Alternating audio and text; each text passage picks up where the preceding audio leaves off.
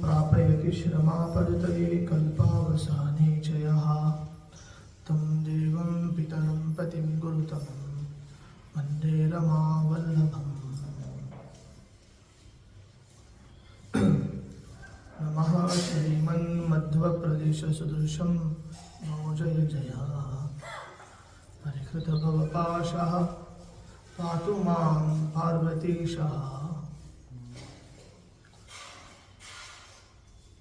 दुर्वादिव्रातमाद्यत्करिवरदमनोदाम पञ्चास्य लीलाम् आतन्वन्मोदतीर्थागमगहनपयोराशि मन्थाचलश्रीः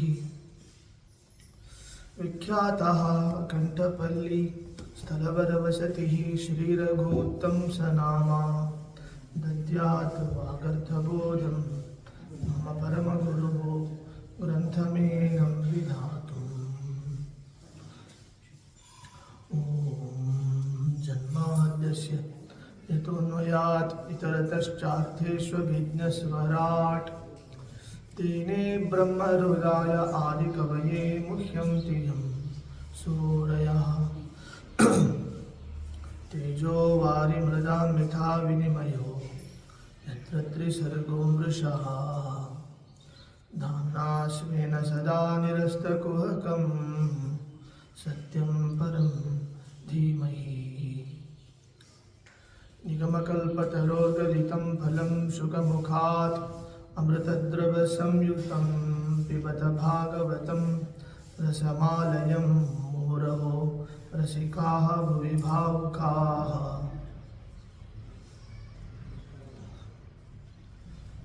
नारायणं नमस्कृत्य नरं चैव नरोत्तमं देवीं सरस्वतीं व्यासं ततो ग्रन्थमुदीरये।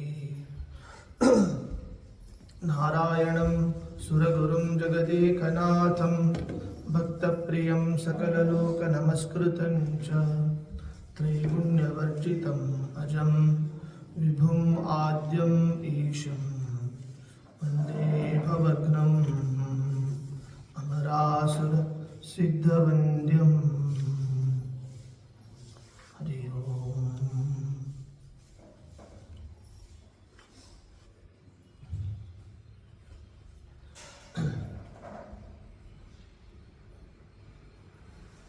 ಉಪದೇಶವನ್ನು, ತಾತ್ವಿಕವಾದ ಉಪದೇಶವನ್ನು ತಾಯಿಗೆ ಮಾಡಿದ ದೇವರು ಕಪಿಲರೂಪಿ ಪರಮಾತ್ಮ.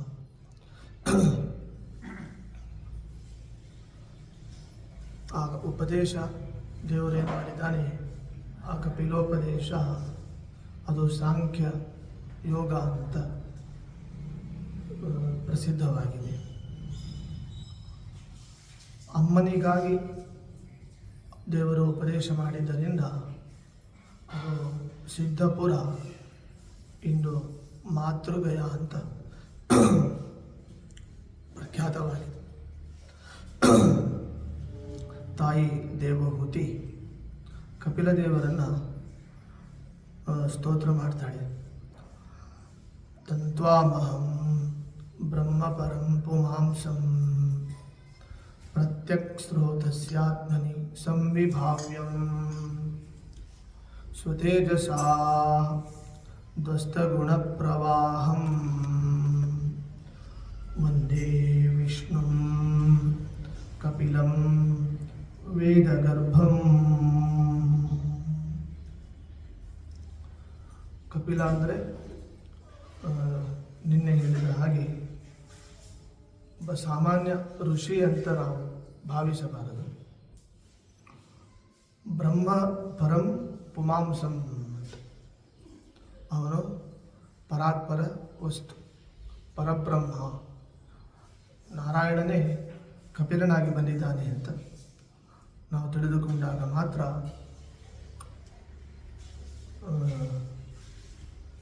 ಅದು ನಮಗೆ ಮುಕ್ತಿದ್ವಾರಕ್ಕೆ ಅವಕಾಶ ಆಗ್ತದೆ.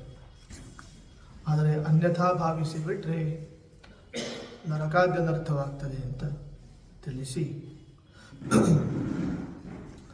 ಸ್ವಯಂಭುವ ಮನು ಶತರೂಪಾದೇವಿ ಇವರಲ್ಲಿ ತಿಸ್ರಃ ಕನ್ಯಾಃ. ಇಲ್ಲಿಯವರೆಗೆ ದೇವಹೂತಿಯ ಚರಿತ್ರೆಯನ್ನು ಹೇಳಿದ್ದಾರೆ. ಇನ್ನು ಆಕೂತಿ ಮತ್ತು ಪ್ರಸೂತಿ ಅಂತ ಇಬ್ಬರು ಗಂಡು ಮಕ್ಕಳು, ಪ್ರಿಯವ್ರತ ಹಾಗೂ ಉತ್ಥಾನಪಾಲ. ಆಕೂತಿಯನ್ನು ಸ್ವಯಂಭೂಮನು ರುಚಿ ಪ್ರಜಾಪತಿಗೆ ವಿವಾಹ ಮಾಡಿ ಕೊಡ್ತಾನೆ. ಅಲ್ಲಿ ಒಂದು ಕಂಡೀಷನ್ ಇರ್ತದೆ, ಏನು ಅಂದರೆ ಪುತ್ರಿಕಾ ಧರ್ಮಂ ಆಶ್ರಿತ್ಯ. ಪುತ್ರಿಕಾ ಪುತ್ರ ಧರ್ಮ ಅಂದರೆ ತನ್ನ ವಿವಾಹದ ಮೊದಲು ಒಂದು ಕರಾರು ಹಾಕುವಂಥದ್ದು. ತನ್ನ ಮಗಳಲ್ಲಿ ಮೊದಲನೆಯ ಏನು ಸಂತಾನ ಹುಡುತ್ತದೆ, ಆ ಪುತ್ರನನ್ನು ತನ್ನ ಮಗನನ್ನಾಗಿ ಮಾಡಿಕೊಳ್ಳುವಂಥ ಒಂದು ಪ್ರಕ್ರಿಯೆ. ಇದನ್ನು ಏನು ಅಂತ ಹೇಳ್ತಾರೆ ಅಂದರೆ ಪುತ್ರಿಕಾ ಪುತ್ರ ಧರ್ಮ ಅಂತ ಹೇಳ್ತಾರೆ. ಇದೊಂದು ಕರಾರು ಹಾಕಿಕೊಂಡು ಸ್ವಯಂಭೂಮನು ರುಚಿ ಪ್ರಜಾಪತಿಗೆ ತನ್ನ ಮಗಳನ್ನು ದಾನ ಮಾಡಿರ್ತಾನೆ, ಯಾರೋ ಆಕೂತಿಯನ್ನು. ಆಗ ಆಕೂತಿ ಮತ್ತು ರುಚಿ ಪ್ರಜಾಪತಿ ಇವರ ಒಂದು ಅನನ್ಯವಾದ ಸೇವೆಯಿಂದ ಅಲ್ಲಿ ಸ್ವತಃ ಯಾರು ಬರ್ತಾರೆ ಅಂದರೆ ದೇವರೇ ಬರ್ತಾರೆ. ಅರ್ಥಾತ್ ಯಜ್ಞನಾಮಕ ಪರಮಾತ್ಮ ಅವತಾರ ಮಾಡ್ತಾರೆ. ಇನ್ನು ಒಂದು ಹೆಣ್ಣು ಮಗು ಹುಡ್ತದೆ ಅಲ್ಲಿ. ಅದು ಯಾ ಸ್ತ್ರೀ ಸಾ ದಕ್ಷಿಣಾ ಭೂತೇ ಅಂಶಭೂತಾನಪಾಯಿನಿ ಅಂತ. ಅವಳು ದಕ್ಷಿಣ ಅಂತ. ಯಜ್ಞ ಅಂದರೆ ನಾರಾಯಣ, ದಕ್ಷಿಣ ಅಂದರೆ ಮಹಾಲಕ್ಷ್ಮಿ. ಹೀಗಿರುವಾಗ ಯಜ್ಞನಾಮಕ ಪರಮಾತ್ಮ ಏನಿದ್ದಾನೆ ಸ್ವಯಂಭುವ ಸುತನಾಗಿದ್ದರೂ ಇವೇನಾಗಬೇಕಾಗ್ತದೆ, ಈ ನಿಯಮಕ್ಕೆ ಅನುಸಾರವಾಗಿ ಅವನು ರುಚಿ ಪ್ರಜಾಪತಿಯ ಮಗನಾಗಿದ್ದರೂ ಈಗ ಸ್ವಯಂಭುವ ಮನುವಿನ ಸುತ ಅಂತ ಎನಿಸ್ತಾರೆ. ಸ್ವಯಂಭವ ಮನು ಅವನು ತನ್ನನ್ನು ತಿನ್ನಲು ಬಂದಿರುವಂತಹ ರಾಕ್ಷಸರು, ಆ ರಾಕ್ಷಸರನ್ನು ಸಂಹಾರ ಮಾಡಲಿಕ್ಕೆ ಈಶಾವಾಸ್ಯಾದಿಭಿ ಮಂತ್ರೈಹಿ ಅಂತ ಈಶಾವಾಸ್ಯ ಮಂತ್ರಗಳಿಂದ ಸ್ವಯಂಭೂಮನು ಸ್ತೋತ್ರ ಮಾಡ್ತಾನೆ. ಯಾರನ್ನ? ಯಜ್ಞನಾಮಕ ಪರಮಾತ್ಮಾನಂ ಅಂತ. ಹಾಗಾಗಿ ಈಶಾವಾಸ್ಯೋಪನಿಷತ್ತಿಗೆ ಪ್ರತಿಪಾದ್ಯ ದೇವರು ಯಾರು ಅಂದರೆ ಯಜ್ಞನಾಮಕ ಪರಮಾತ್ಮ. ಈಶಾವಾಸ್ಯಂ ಇದಂ ಸರ್ವಂ ಯತ್ಕಿಂಚ ಜಗತ್ಯಾಂ ಜಗತ್ ತೇನ ತ್ಯಕ್ತೇನ ಭುಂಜೀತಾಃ ಮಾಗೃದಃ ಕಸ್ಯ ಸ್ವಿಧನಂ ಅಂತ. ಹೀಗೆ ಈಶಾವಾಸ್ಯೋಪನಿಷತ್ತಿಗೆ ಪ್ರತಿಪಾದ್ಯ ಅಂದರೆ ದೇವರು, ಯಜ್ಞರೂಪಿ ಪರಮಾತ್ಮ. ಋಷಿ ಯಾರಾಗ್ತಾರೆ? ಅದರ ದ್ರಷ್ಟಾರರು ಯಾರು ಅಂದರೆ ಸ್ವಯಂಭುವ ಮನು ಅಂತ ಆಚಾರ್ಯರು ಈಶಾವಾಸ್ಯೋಪನಿಷತ್ ಭಾಷ್ಯದಲ್ಲಿ ವಿವರಣೆ ಮಾಡಿದ್ದಾರೆ. ಅಂದರೆ ಅದರ ಅಭಿಪ್ರಾಯ ಏನು ಅಂದರೆ ಇದಂ ಸರ್ವಂ ಈಶಾವಾಸ್ಯಂ, ಎಲ್ಲವೂ ಭಗವಂತನ ಅಧೀನ ಇದು ಅಂತ. ತೇನ ತ್ಯಕ್ತೇನ, ತ್ಯಕ್ತೇನ ಅಂದರೆ ಅಲ್ಲೇನು ಅರ್ಥ ಮಾಡಬೇಕು? ತ್ಯಕ್ತೇನ ಅಂದರೆ ದತ್ತೇನ ಅಂತ ಅರ್ಥ. ಅಂದರೆ ದೇವರಿಂದ ಏನೋ ಕೊಡಲ್ಪಟ್ಟಿದೆ, ಅದನ್ನು ನಾವು ಪ್ರೀತಿಯಿಂದ ಸ್ವೀಕರಿಸಬೇಕು ಅಂತ ಹೀಗೆ ತಿಳಿಸ್ತಾರೆ. ಇಂತಹ ಯಜ್ಞನಾಮಕ ಪರಮಾತ್ಮ ಅವನು ದಕ್ಷಿಣಾ ದೇವಿಯಲ್ಲಿ ಯಜ್ಞನಾಮಕ ಪರಮಾತ್ಮನಿಗೂ ದಕ್ಷಿಣಾದೇವಿಗೂ ವಿವಾಹವಾಗ್ತದೆ. ಅಲ್ಲಿ 12 ಮಂದಿ ಮಕ್ಕಳು ಹುಡ್ತಾರೆ. ತೋಷಃ, ಪ್ರತೋಷಃ, ಸಂತೋಷಃ, ಭದ್ರಃ, ಶಾಂತಿಃ, ಇಡಸ್ಪತಿಃ ಇದ್ಮಃ ಕವಿ ವಿಭು ಸ್ವಹ್ನಃ ಸುದೇವೋ ರೋಚನೋ ದ್ವಿಷಟ್. ಈಗೇನಾಯಿತು? ಸ್ವಯಂಭುವ ಮನುವಿನ ಸುತನಾಗಿದ್ದಾನೆ ಯಜ್ಞನಾಮಕ ಪರಮಾತ್ಮ. ದಕ್ಷಿಣ ಯಾರ ಸುತಳು, ಯಾರ ಮಗಳು? ಋಷಿ ಪ್ರಜಾಪತಿಯ ಮಗಳು. ಏನು ಸಂಬಂಧ ಬಂತು ಅಂದರೆ, ರುಚಿ ಪ್ರಜಾಪತಿಯಲ್ಲಿ ಯಜ್ಞನಾಮಕ ಪರಮಾತ್ಮ ಮತ್ತು ದಕ್ಷಿಣ ಇವರಿಬ್ಬರು ಅಲ್ಲಿ ಆವಿರ್ಭವಿಸಿದರು. ಆ್ಯಕ್ಚುಲಿ ಲೋಕ ರೀತಿಯಲ್ಲಿ ಏನಾಗ್ತದೆ, ಅವರಿಬ್ಬರು ಏನಾಗ್ತಾರೆ? ಅಣ್ಣ ತಂಗಿ ಅಂತ ಆಗ್ತಾರೆ. ಆದರೆ ನಾವು ಆಧ್ಯಾತ್ಮ ದೃಷ್ಟಿಯಿಂದ ನೋಡಿದಾಗ ಯಜ್ಞ ಅಂದರೆ ದೇವರು, ದಕ್ಷಿಣ ಅಂದರೆ ಯಾರು? ಮಹಾಲಕ್ಷ್ಮಿ. ನಾರಾಯಣ ಮತ್ತು ಲಕ್ಷ್ಮಿಗೆ ಏನಿದೆ? ಅನ್ಯೋನ್ಯ ದಾಂಪತ್ಯ ಭಾವ ಇದೆ. ಆದ್ದರಿಂದ ಲೋಕದೃಷ್ಟಿಯಿಂದ ಅಣ್ಣ ತಂಗಿಯರು ಅಂತ ಎನಿಸಿದರೂ ಕೂಡ ಇವರು ಶಾಸ್ತ್ರೀಯ ದೃಷ್ಟಿಯಿಂದ, ಆಧ್ಯಾತ್ಮ ದೃಷ್ಟಿಯಿಂದ ಅನ್ಯೋನ್ಯ ದಾಂಪತ್ಯ ಭಾವ ಒಂದು ಕಡೆ ಇದೆ. ಇನ್ನೊಂದು ಕಡೆ ಸ್ವಯಂಭೂಮನು ಅವನೇನು ಮಾಡಿದ್ದಾನೆ? ಆಲ್ರೆಡಿ ಈಗ ತನ್ನ ಮಗಳಲ್ಲಿ ಹುಟ್ಟಿದ ದೇವರನ್ನು ಇದು ಮಾಡಿಕೊಂಡಿದ್ದಾನೆ, ತನಗೆ ಮಗನನ್ನಾಗಿ ಮಾಡಿಕೊಂಡಿದ್ದಾನೆ. ಹಾಗಾಗಿ ಏನಾಯಿತು? ಮಗಳ ಮಗ ಅಂತ, ಮಗಳ ಮಗ ಈಗೇನಾದ? ತನ್ನ ಮಗ ಅಂತ. ಆದ್ದರಿಂದ ಯಜ್ಞನಾಮಕ ಪರಮಾತ್ಮನಿಗೂ ಮತ್ತು ದಕ್ಷಿಣಾದೇವಿಗೂ ಒಂದು ಕಲ್ಯಾಣವಾಗ್ತದೆ. ಅಲ್ಲಿ 12 ಮಂದಿ ಮಕ್ಕಳು ಹುಡ್ತಾರೆ. ತೋಷ, ಪ್ರತೋಷ, ಸಂತೋಷ, ಭದ್ರ ಮತ್ತು ಶಾಂತಿ, ಇಡಸ್ಪತಿ, ಇದ್ಮ, ಕವಿ, ವಿಭು, ಸ್ವಹ್ನ, ಸುದೇವ ಮತ್ತು ರೋಚನ ಅಂತ ಈ 12 ಮಂದಿ ಮಕ್ಕಳು ಹುಟ್ಟಿದರು. ಮುಂದೆ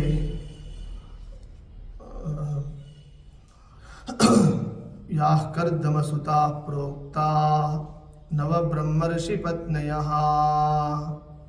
ತಾಸಾಂ ಪ್ರಸೂತಿ ಪ್ರಸವಂ ಪ್ರೋಚ್ಯಮಾನಂ ನಿಬೋಧಮೇ. ಕರ್ದಮ ಪ್ರಜಾಪತಿಗಳು ಮತ್ತು ದೇವಹೂತಿ, ನಿನ್ನೆ ಹೇಳಿದ ಹಾಗೆ ಇವರಲ್ಲಿ 9 ಮಂದಿ ಹೆಣ್ಣು ಮಕ್ಕಳು, ಕನ್ಯೆಯರು ಹುಟ್ಟಿದ್ದಾರೆ. ಅವರ ಒಂದು ವಂಶದ ಬಗ್ಗೆ ತಿಳಿಸ್ತಾರೆ. ಅಲ್ಲಿ 9 ಮಂದಿ ಹೆಣ್ಣು ಮಕ್ಕಳಲ್ಲಿ ಮೊದಲನೇದವಳು ಯಾರು ಅಂದರೆ ಕಲಾ. ಆ ಕಲಾದೇವಿಯನ್ನು ಯಾರು ಮದುವೆ ಮಾಡಿಕೊಂಡಿರ್ತಾರೆ? ಮರೀಚಿ ಋಷಿಗಳು. ಮರೀಚೇಸ್ತು ಪತ್ನಿ ಕಲಾ ಅಂತ. ಅಲ್ಲಿ ಮರೀಚಿ ಋಷಿಗಳು ಕಲಾದೇವಿಯಲ್ಲಿ 2 ಮಕ್ಕಳನ್ನು ಪಡೆದುಕೊಳ್ತಾರೆ. ಒಬ್ಬರು ಮೊದಲನೇದವರು ಕಶ್ಯಪ ಋಷಿಗಳು, ಎರಡನೇದು ಮಗಳಾಗ್ತಾಳೆ, ಅವಳ ಹೆಸರು ಪೂರ್ಣಿಮಾ ಅಂತ. ಮರೀಚೇಹೇ ಕಶ್ಯಪ ಜಜ್ಞೇ, ಮರೀಚಿ ಋಷಿಗಳಿಂದ ಕಶ್ಯಪರು ಹುಟ್ಟಿದ್ರು. ಈ ಕಶ್ಯಪರ ಸಂತತಿಗೆ ಅದೇನಾಯಿತು? ಜಗತ್ತು ತುಂಬಿ ಹೋಯಿತು. ಕೆಲವರಿಗೆ ನಿಮಗೆ ಗೋತ್ರ ಯಾವುದು ಅಂತ ಕೇಳಿದರೆ, ಗೋತ್ರ ಗೊತ್ತಿಲ್ಲದೆ ಹೋದರೆ ಆವಾಗ ಸಹಜವಾಗಿ ಏನು ಹೇಳಲಿಕ್ಕಾಗ್ತದೆ? ಕಾಶ್ಯಪ ಗೋತ್ರ ಅಂತ ಹೇಳಲಿಕ್ಕಾಗ್ತದೆ. ಹೀಗೆ ಇವರ ವಂಶ ಅದು ವಿಸ್ತಾರ ಆಗ್ತದೆ. ಮುಂದೆ ಈ ಪೂರ್ಣಿಮಾ ಅಂತ ಏನಿದ್ದಾಳೆ, ಕಶ್ಯಪರ ತಂಗಿ, ಮರೀಚಿ ಸುತೆ, ಅವಳಲ್ಲಿ ಮತ್ತೆ 2 ಮಕ್ಕಳು ಹುಡ್ತಾರೆ. ವಿರಜಂ ವಿಶ್ವಗಂ ಅಂತ, ವಿರಜ ಹಾಗೂ ವಿಶ್ವಗ ಅಂತ ಮಕ್ಕಳು, 2 ಗಂಡ ಮಕ್ಕಳು. ಇನ್ನೊಬ್ಬಳು ಮಗಳು ಹುಡ್ತಾಳೆ ದೇವಕುಲ್ಯಾಂ ಅಂತ, ದೇವಕುಲ್ಯ ಅಂತ ಒಬ್ಬಳು ಮಗಳು ಹುಡ್ತಾಳೆ. ಇವೆಲ್ಲ ತಿಳಿಯುವಂತಹ ವಿಷಯಗಳು. ಹೆಸರುಗಳು ತುಂಬ ಚೆಂದ ಹೇಳಿದ್ದಾರೆ. ಆದರೆ ಈಗ ನೆನಪಾಗ್ತದೆ, ನಿನಗೆ ನೆನಪಿರ್ತದೆ, ಮತ್ತೆ ನೆನಪು ಹೋಗಿಬಿಡ್ತದೆ. ಅಷ್ಟು ಒಳ್ಳೊಳ್ಳೆ ಹೆಸರುಗಳು. ಪೂರ್ಣಿಮಾಗೆ ವಿರಜಾ ಮತ್ತು ವಿಶ್ವಗ ಅಂತ 2 ಗಂಡು ಮಕ್ಕಳು. ನಂತರದಲ್ಲಿ ದೇವಕುಲ್ಯ ಅಂತ ಒಬ್ಬಳು ಮಗಳು ಹುಡ್ತಾಳೆ. ಈ ದೇವಕುಲ್ಯ ಅವಳು ಮುಂದಿನ ಜನ್ಮದಲ್ಲಿ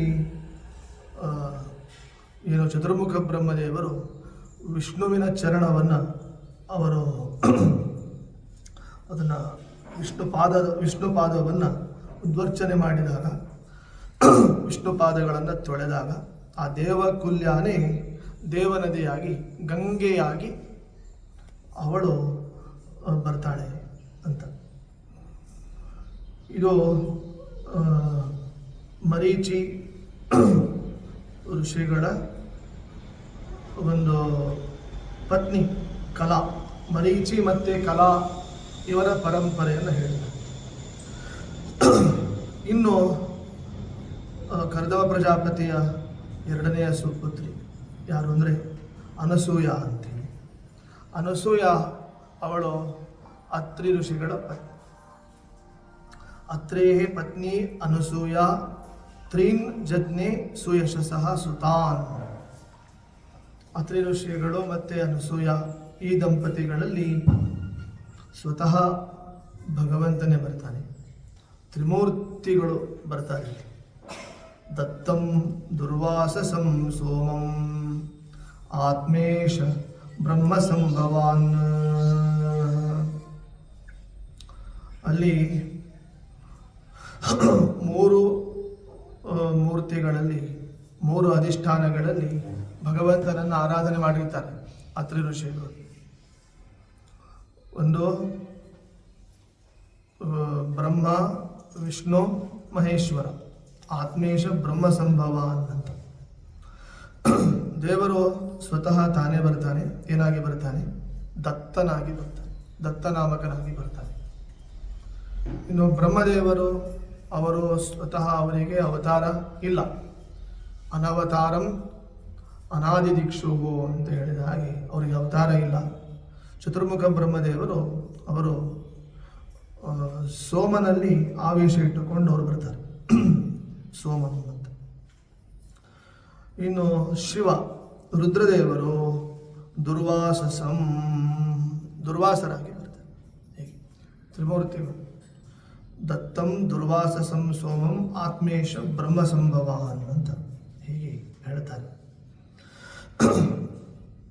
ಈ ದತ್ತಾತ್ರೇಯ ಅವತಾರ ಆಗುವ ಮೊದಲು ಈ ಅತ್ರಿ ಋಷಿಗಳು ಅವರು ವಿಶೇಷವಾದ ತಪಸ್ಸನ್ನು ಮಾಡಿರ್ತಾರೆ. ಎಲ್ಲಿ ಅಂದರೆ ವೃಕ್ಷ ಅಂತ ಒಂದು ಕುಲಾದ್ರಿ, ವೃಕ್ಷ ಎಂಬ ಕುಲಪರ್ವತ, ಅಲ್ಲಿ ಹೋಗಿ ತಪಸ್ಸು ಮಾಡ್ತಾರೆ ಅವರು. ಅಲ್ಲಿ ಹರಿಯುವ ನದಿ ಯಾವುದು ಅಂದರೆ ನಿರ್ವಿಂಧ್ಯ ಅಂತ ನದಿ. ಇದು ಒಂದು ಅಪರೂಪದ ನದಿ. ನಾವು ಗಂಗಾ, ಸಿಂಧು, ಸರಸ್ವತಿ, ಯಮುನಾ ಎಲ್ಲ ಕೇಳಿದ್ದೇವೆ, ಆದರೆ ಈ ನದಿ ಹೆಸರನ್ನು ಕೇಳಿಲ್ಲ. ಅಪರೂಪದ ನದಿ, ನಿರ್ವಿಂಧ್ಯ ಅಂತ ನದಿ ಹೆಸರು. ಇದು ಎಲ್ಲಿ ಹರಿಯುತ್ತದೆ ಅಂದರೆ ವೃಕ್ಷ ಕುಲಾದ್ರಿ ಎಂಬ ಪರಿಸರದಲ್ಲಿ ಈ ನಿರ್ವಿಂಧ್ಯ ಎಂಬ ನದಿ ಹರಿಯುತ್ತದೆ. ಅಲ್ಲಿ ಎರಡು ಗಿಡಗಳು ತುಂಬ ವ್ಯಾಪಕವಾಗಿ ಬೆಳೆದುಕೊಂಡಿದೆ ಅಂತ ಹೇಳ್ತಾರೆ. ಯಾವುದು ಅಂದರೆ ಪಲಾಶ, ಅಶೋಕ ಕಾನನೆ ಅಂತ. ಈ ಎರಡು ಗಿಡಗಳು, ಒಂದು ಪಲಾಶ, ಇನ್ನೊಂದು ಅಶೋಕ. ಪಲಾಶ ಅಂದರೆ ಮುತ್ತಲೆಲೆ ಅಂತ ಹೇಳ್ತೀವಿ, ಅದನ್ನು ಪಲಾಶ ಅಂತ ಕರೀತಾರೆ. ಇನ್ನು ಅಶೋಕ ವೃಕ್ಷ ಅಂತೂ ಗೊತ್ತಿರ್ತದೆ. ಸೀತಾದೇವಿ ಅವಳು ಸ್ಥಿತಳಾದದ್ದೇ ರಾವಣ ತೆಗೆದುಕೊಂಡು ಹೋಗಿ ಇಟ್ಟದ್ದು ಅಶೋಕ ವನದಲ್ಲಿ. ಇವೆರಡು ವೃಕ್ಷಗಳು ತುಂಬ ವ್ಯಾಪಕವಾಗಿತ್ತಂತಲ್ಲಿ, ಪಲಾಶ ವೃಕ್ಷ ಹಾಗೂ ಅಶೋಕ ವೃಕ್ಷ ಅಂತ. ಈ ಪಲಾಶ ಪತ್ರ ಏನಿದೆ ಅದರಲ್ಲಿ ಊಟ ಮಾಡಲಿಕ್ಕೆ ಆಗ್ತದೆ. ಅಂದರೆ ಮುತ್ತಲೆಲೆ ಹಿಂದಿನ ಕಾಲದಲ್ಲೆಲ್ಲ ಊಟಕ್ಕೆ ಯೋಗ್ಯವಾಗಿರುವಂಥ ಎಲೆ ಮುತ್ತಲೆನೆ ಆಗಿತ್ತು. ಈಗಲೂ ಕೂಡ ಮುತ್ತುಗ ಎಲೆಯನ್ನು ಬಳಸ್ತಾರೆ. ಅದು ಕಡುವೆಯಲ್ಲಿ ಕಾರಣದಲ್ಲೆಲ್ಲ ವಿಪುಲವಾಗಿ ಸಿಗ್ತದೆ. ನಾವು ಬಾಲ್ಯದಲ್ಲಿ ಇರುವಾಗ ಧಾರವಾಡದಲ್ಲಿ ಒಂದು 2-3 ವರ್ಷ ಇತ್ತು. ಆಮೇಲೆ ಮುಂದೆ ಅಧ್ಯಯನಕ್ಕೆ ಅಂತ ಹೋಯಿತು. ಅಲ್ಲಿ ನಮ್ಮ ಮನೆಯಲ್ಲಿ ಎಲೆ ಬೇಕಾಗ್ತಿತ್ತು. ಆಗ ಎಲ್ಲಿ ಸಿಗ್ತಿತ್ತು ಮುತ್ತುಗ ಎಲೆ ಅಂದರೆ ಈ ಯೂನಿವರ್ಸಿಟಿ ಕ್ಯಾಂಪಸ್ಸಲ್ಲೆಲ್ಲ ಅದು ಬೆಳೀತಿತ್ತು. ಅಲ್ಲಿ ಹೋಗಿ ಆ ಎಲೆಗಳನ್ನೆಲ್ಲ ಆರಿಸಿಕೊಂಡು ಬರೋದು. ಮನೆಯಲ್ಲಿ ದೊಡ್ಡವರು ಇದೇ ಭಾಗವತ ಪ್ರೋಷ್ಠಪದಿ ಸಮಯದಲ್ಲಿ ಅದನ್ನು ಕೇಳುವಾಗ ಆ ಮುತ್ತುಗ ಎಲೆ ತಗೊಂಡು ಇದು ಬರ್ತಿತ್ತು, ಕಡ್ಡಿ ಬರ್ತಿತ್ತು, ಶಿಬಿರ ಬರ್ತಿತ್ತು, ಅದನ್ನು ಹಚ್ಚಿ ಕೇಳೋದು ಅಂದರೆ ಮಂಗಳ ಇದು ಪ್ರವಚನವೂ ಆಗ್ತಾಯಿತ್ತು, ಮಂಗಳಕ್ಕೆ ಅದು ಎಲೆಗಳು ಕೂಡ ತಯಾರಾಗ್ತಾಯಿತ್ತು. ಹೀಗೆ ನಡೀತಾ ಇರ್ತಿತ್ತು. ಅದನ್ನು ಮುತ್ತುಗ ಅಂತ ಕರೀತಾರೆ. ಮುತ್ತುಗ ಭಾಳ ವಿಶೇಷ. ಊಟ ಮಾಡಲಿಕ್ಕೆ, ಭೋಜನ ಮಾಡಲಿಕ್ಕೆ ಮುತ್ತುಗ ಎಲೆ ಬಹಳ ವಿಶೇಷವಾಗಿರುತ್ತದೆ. ದ್ವಾದಶಿ ಅಂತೂ ಮುದ್ದಾಂ ಅದರಲ್ಲಿ ಊಟ ಮಾಡಬೇಕು, ನಿತ್ಯವೂ ಮಾಡಬೇಕು. ನಿತ್ಯ ಬಾಳೆ ಎಲೆ, ಕದಲಿ ಪತ್ರವೂ ನಡೆಯುತ್ತದೆ. ಆದರೆ ದ್ವಾದಶಿ ಮಾತ್ರ ಕದಲಿ ಪತ್ರ, ಬಾಳೆ ಎಲೆಯನ್ನು ಉಪಯೋಗ ಮಾಡಬಾರ್ದು. ರಂಭಾಪತ್ರ ಅಂತ ಹೇಳ್ತಾರೆ. ರಂಭಾಫಲ ಅಂದರು, ಕದಲಿ ಫಲ ಅಂದರು ಒಂದೇ, ಬಾಳೆಹಣ್ಣು ಅಂತ ಹೇಳ್ತಾರೆ. ಇದು ದ್ವಾದಶಿ ದಿನ ಬಾಳೆ ಎಲೆಯಲ್ಲಿ ಊಟ ಮಾಡಬಾರ್ದು ಅಂತ ಸ್ಮೃತಿ ಇದೆ. ಅಲ್ಲಿ ಊಟ ಮಾಡಿದರೆ, ಅಕಸ್ಮಾತ್ ಬಾಳೆ ಎಲೆಯಲ್ಲಿ ಊಟ ಮಾಡಿದರೆ ದ್ವಾದಶಿ ದಿವಸ ಸಪ್ತ ಜನ್ಮಾರ್ಜಿತಂ ಪುಣ್ಯಂ ತಕ್ಷಣಾದೇವ ನಶ್ಯತಿ ಅಂತ ಹೇಳ್ತಾರೆ. 7 ಜನ್ಮಗಳಲ್ಲಿ ಮಾಡಿದ ಪುಣ್ಯ ಕೇವಲ ಒಂದು ದ್ವಾದಶಿ ಬಾಳೆ ಎಲೆ ಮೇಲೆ ಊಟ ಮಾಡೋದರಿಂದ ಹೊರಟೋಗಿ ಬಿಡ್ತದೆ ಅಂತ. ಹಾಗಾಗಿ ಅವತ್ತು ಮುತ್ತುಗೆ ಎಲೆ ಮಾಡ್ಬೋದು ಅಥವಾ ಕಮಲ ಪತ್ರ ಅಲ್ಲಿ ಊಟ ಮಾಡಲಿಕ್ಕೆ ಆಗ್ತದೆ. ನೆನಪಿಟ್ಕೊಳ್ಬೇಕು. ಆದರೆ ಮಠಕ್ಕೆ ಹೋದಾಗ ಏನು ಮಾಡಬೇಕು? ಬಾಳೆ ಎಲೆಯನ್ನೇ ಮುತ್ತುಗೆ ಎಲೆ ಅಂತ ಚಿಂತನೆ ಮಾಡಬೇಕು. ಅವಾಗ ಯಾರು ಹಾಕಿರ್ತಾರೆ ಅವರಿಗೆ ಸಪ್ತ ಜನ್ಮಾರ್ಜಿತ ಪುಣ್ಯ ಅಂತ ಹಾಗೆ ತಿಳ್ಕೊಳ್ಬೇಕು. ಹೀಗೆ ಅದು ಪಲಾಶ ಮತ್ತು ಅಶೋಕಗಳ ಒಂದು ಪರಿಸರ. ಅದು ನಿರ್ವಿಂಧ್ಯ ಅಂತ ನದಿ ಹರಿತಾ ಇದೆ. ಅಲ್ಲಿ ಇವರು ಒಂದೇ ಕಾಲ ಮೇಲೆ ನಿಂತುಕೊಂಡು ಅತ್ರಿ ಋಷಿಗಳು ತಪಸ್ಸು ಮಾಡಿದ್ದಾರೆ. ತಪಸ್ಸು ಮಾಡಿದಾಗ ಉಪಾಸನೆ ಮಾಡಿದ್ದು ದೇವರನ್ನು ಮಾತ್ರ. ಬಂದದ್ದು 3 ಮಂದಿ. ಉಪಾಸನೆ ಮಾಡಿದ್ದು ಏಕಮೇವ, ಒಬ್ಬನನ್ನು. ಬಂದದ್ದು 3 ಮಂದಿ ಬರ್ತಾರೆ. ಒಬ್ಬ ಹಂಸವಾಹನ ಬರ್ತಾನೆ, ಒಬ್ಬ ವೃಷಭ ವಾಹನ ಬರ್ತಾನೆ, ಮತ್ತೊಬ್ಬ ಗರುಡ ವಾಹನ ಬರ್ತಾನೆ. ಈ 3 ಮಂದಿ ಬರ್ತಾರೆ. ನೀವು ವಿಚಾರ ಮಾಡಿ, ಆ ದೇವತೆಗಳಿದ್ದಾರೆ, ಎಲ್ಲ ದೇವತೆಗಳಿಗೂ ವಾಹನ ಇದೆ. ವಾಹನ ಇಲ್ಲದ ದೇವತೆಗಳೇ ಇಲ್ಲ.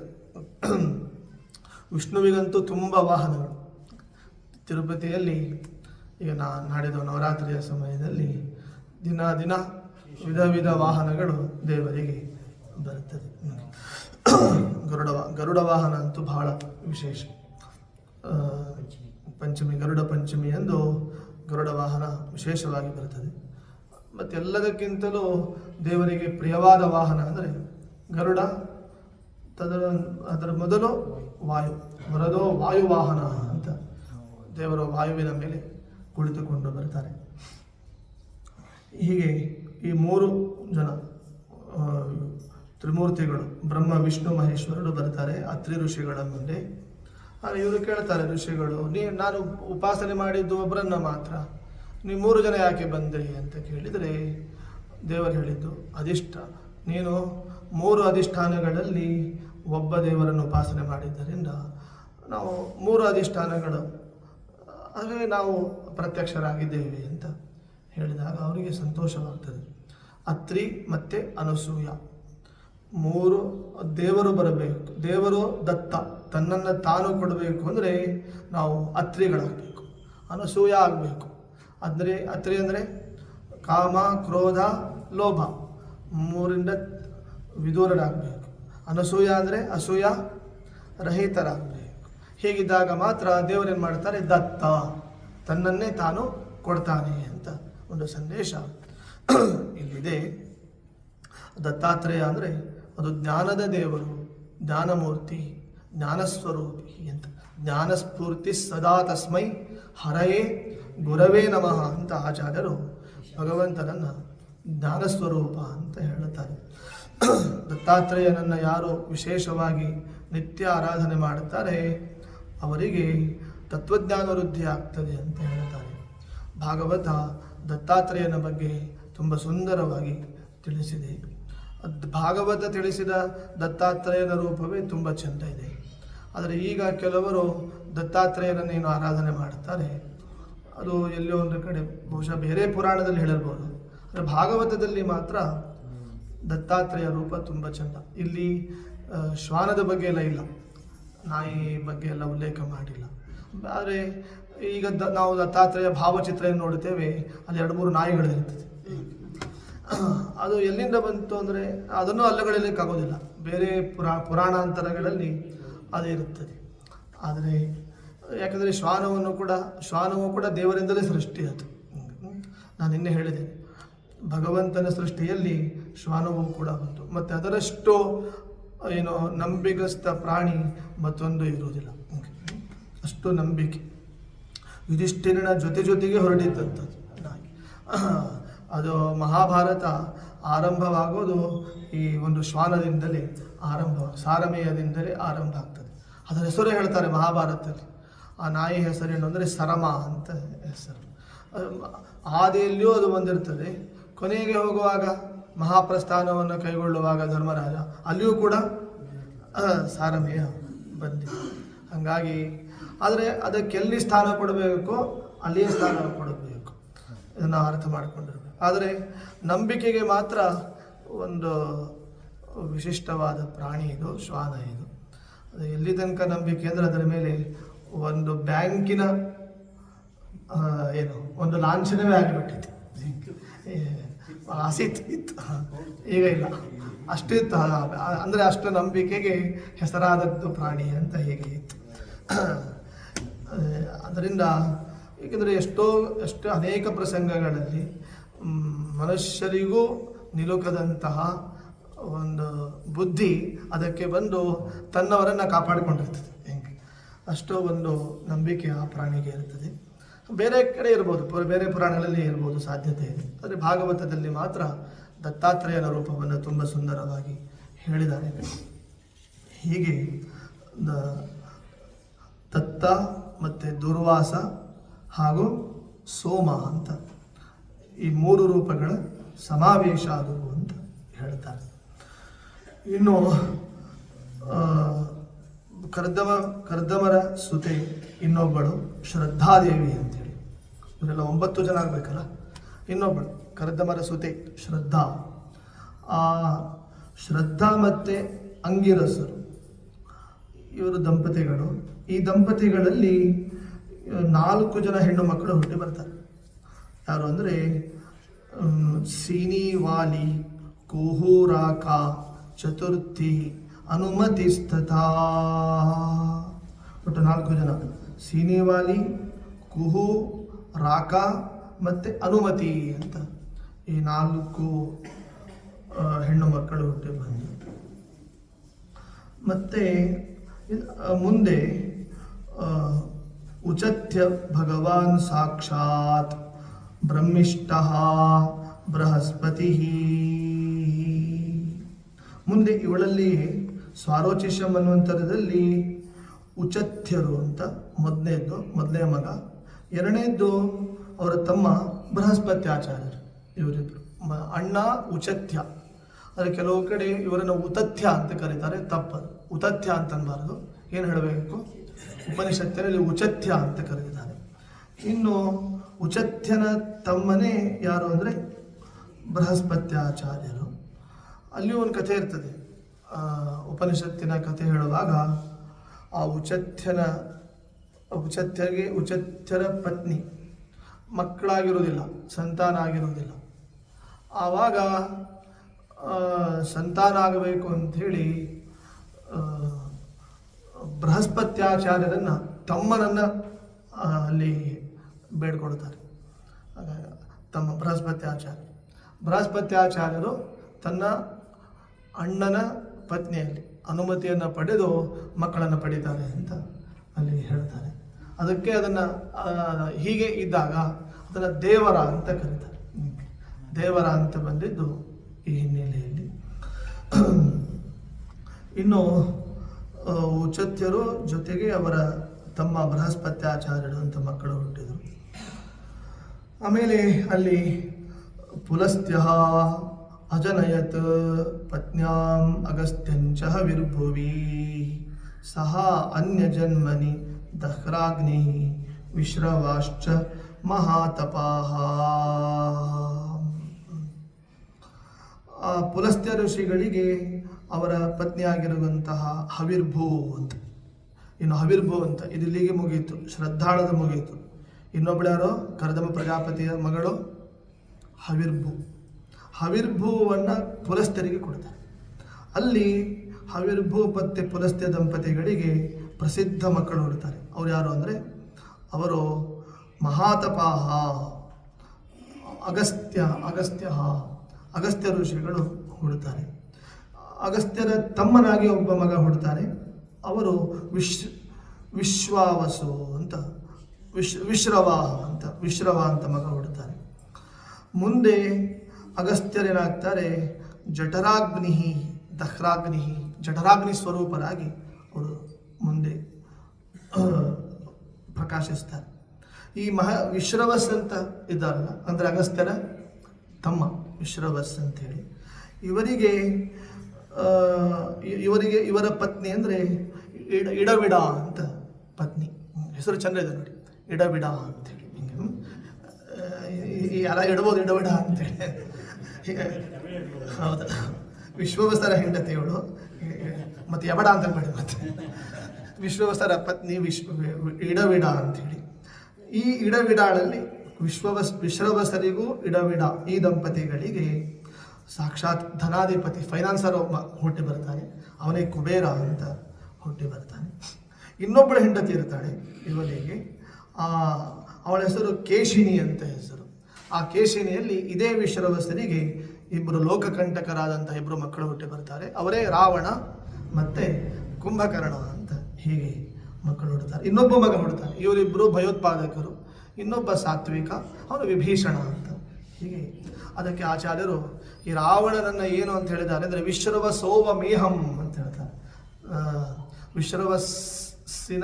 ವಿಶ್ರವಸ್ಸೆಂಬ ಋಷಿಗಳ ಪುತ್ರ ಅಂತ ಹೇಳಬಾರದು, ಅವನನ್ನು ಅವಮೇಹ ಅಂತ ಹೇಳಬೇಕು ಅಂತ ಆಚಾರ್ಯರು ತಾತ್ಪರ್ಯದ ನಿರ್ಣಯದಲ್ಲಿ ಹೇಳಿದ್ದಾರೆ.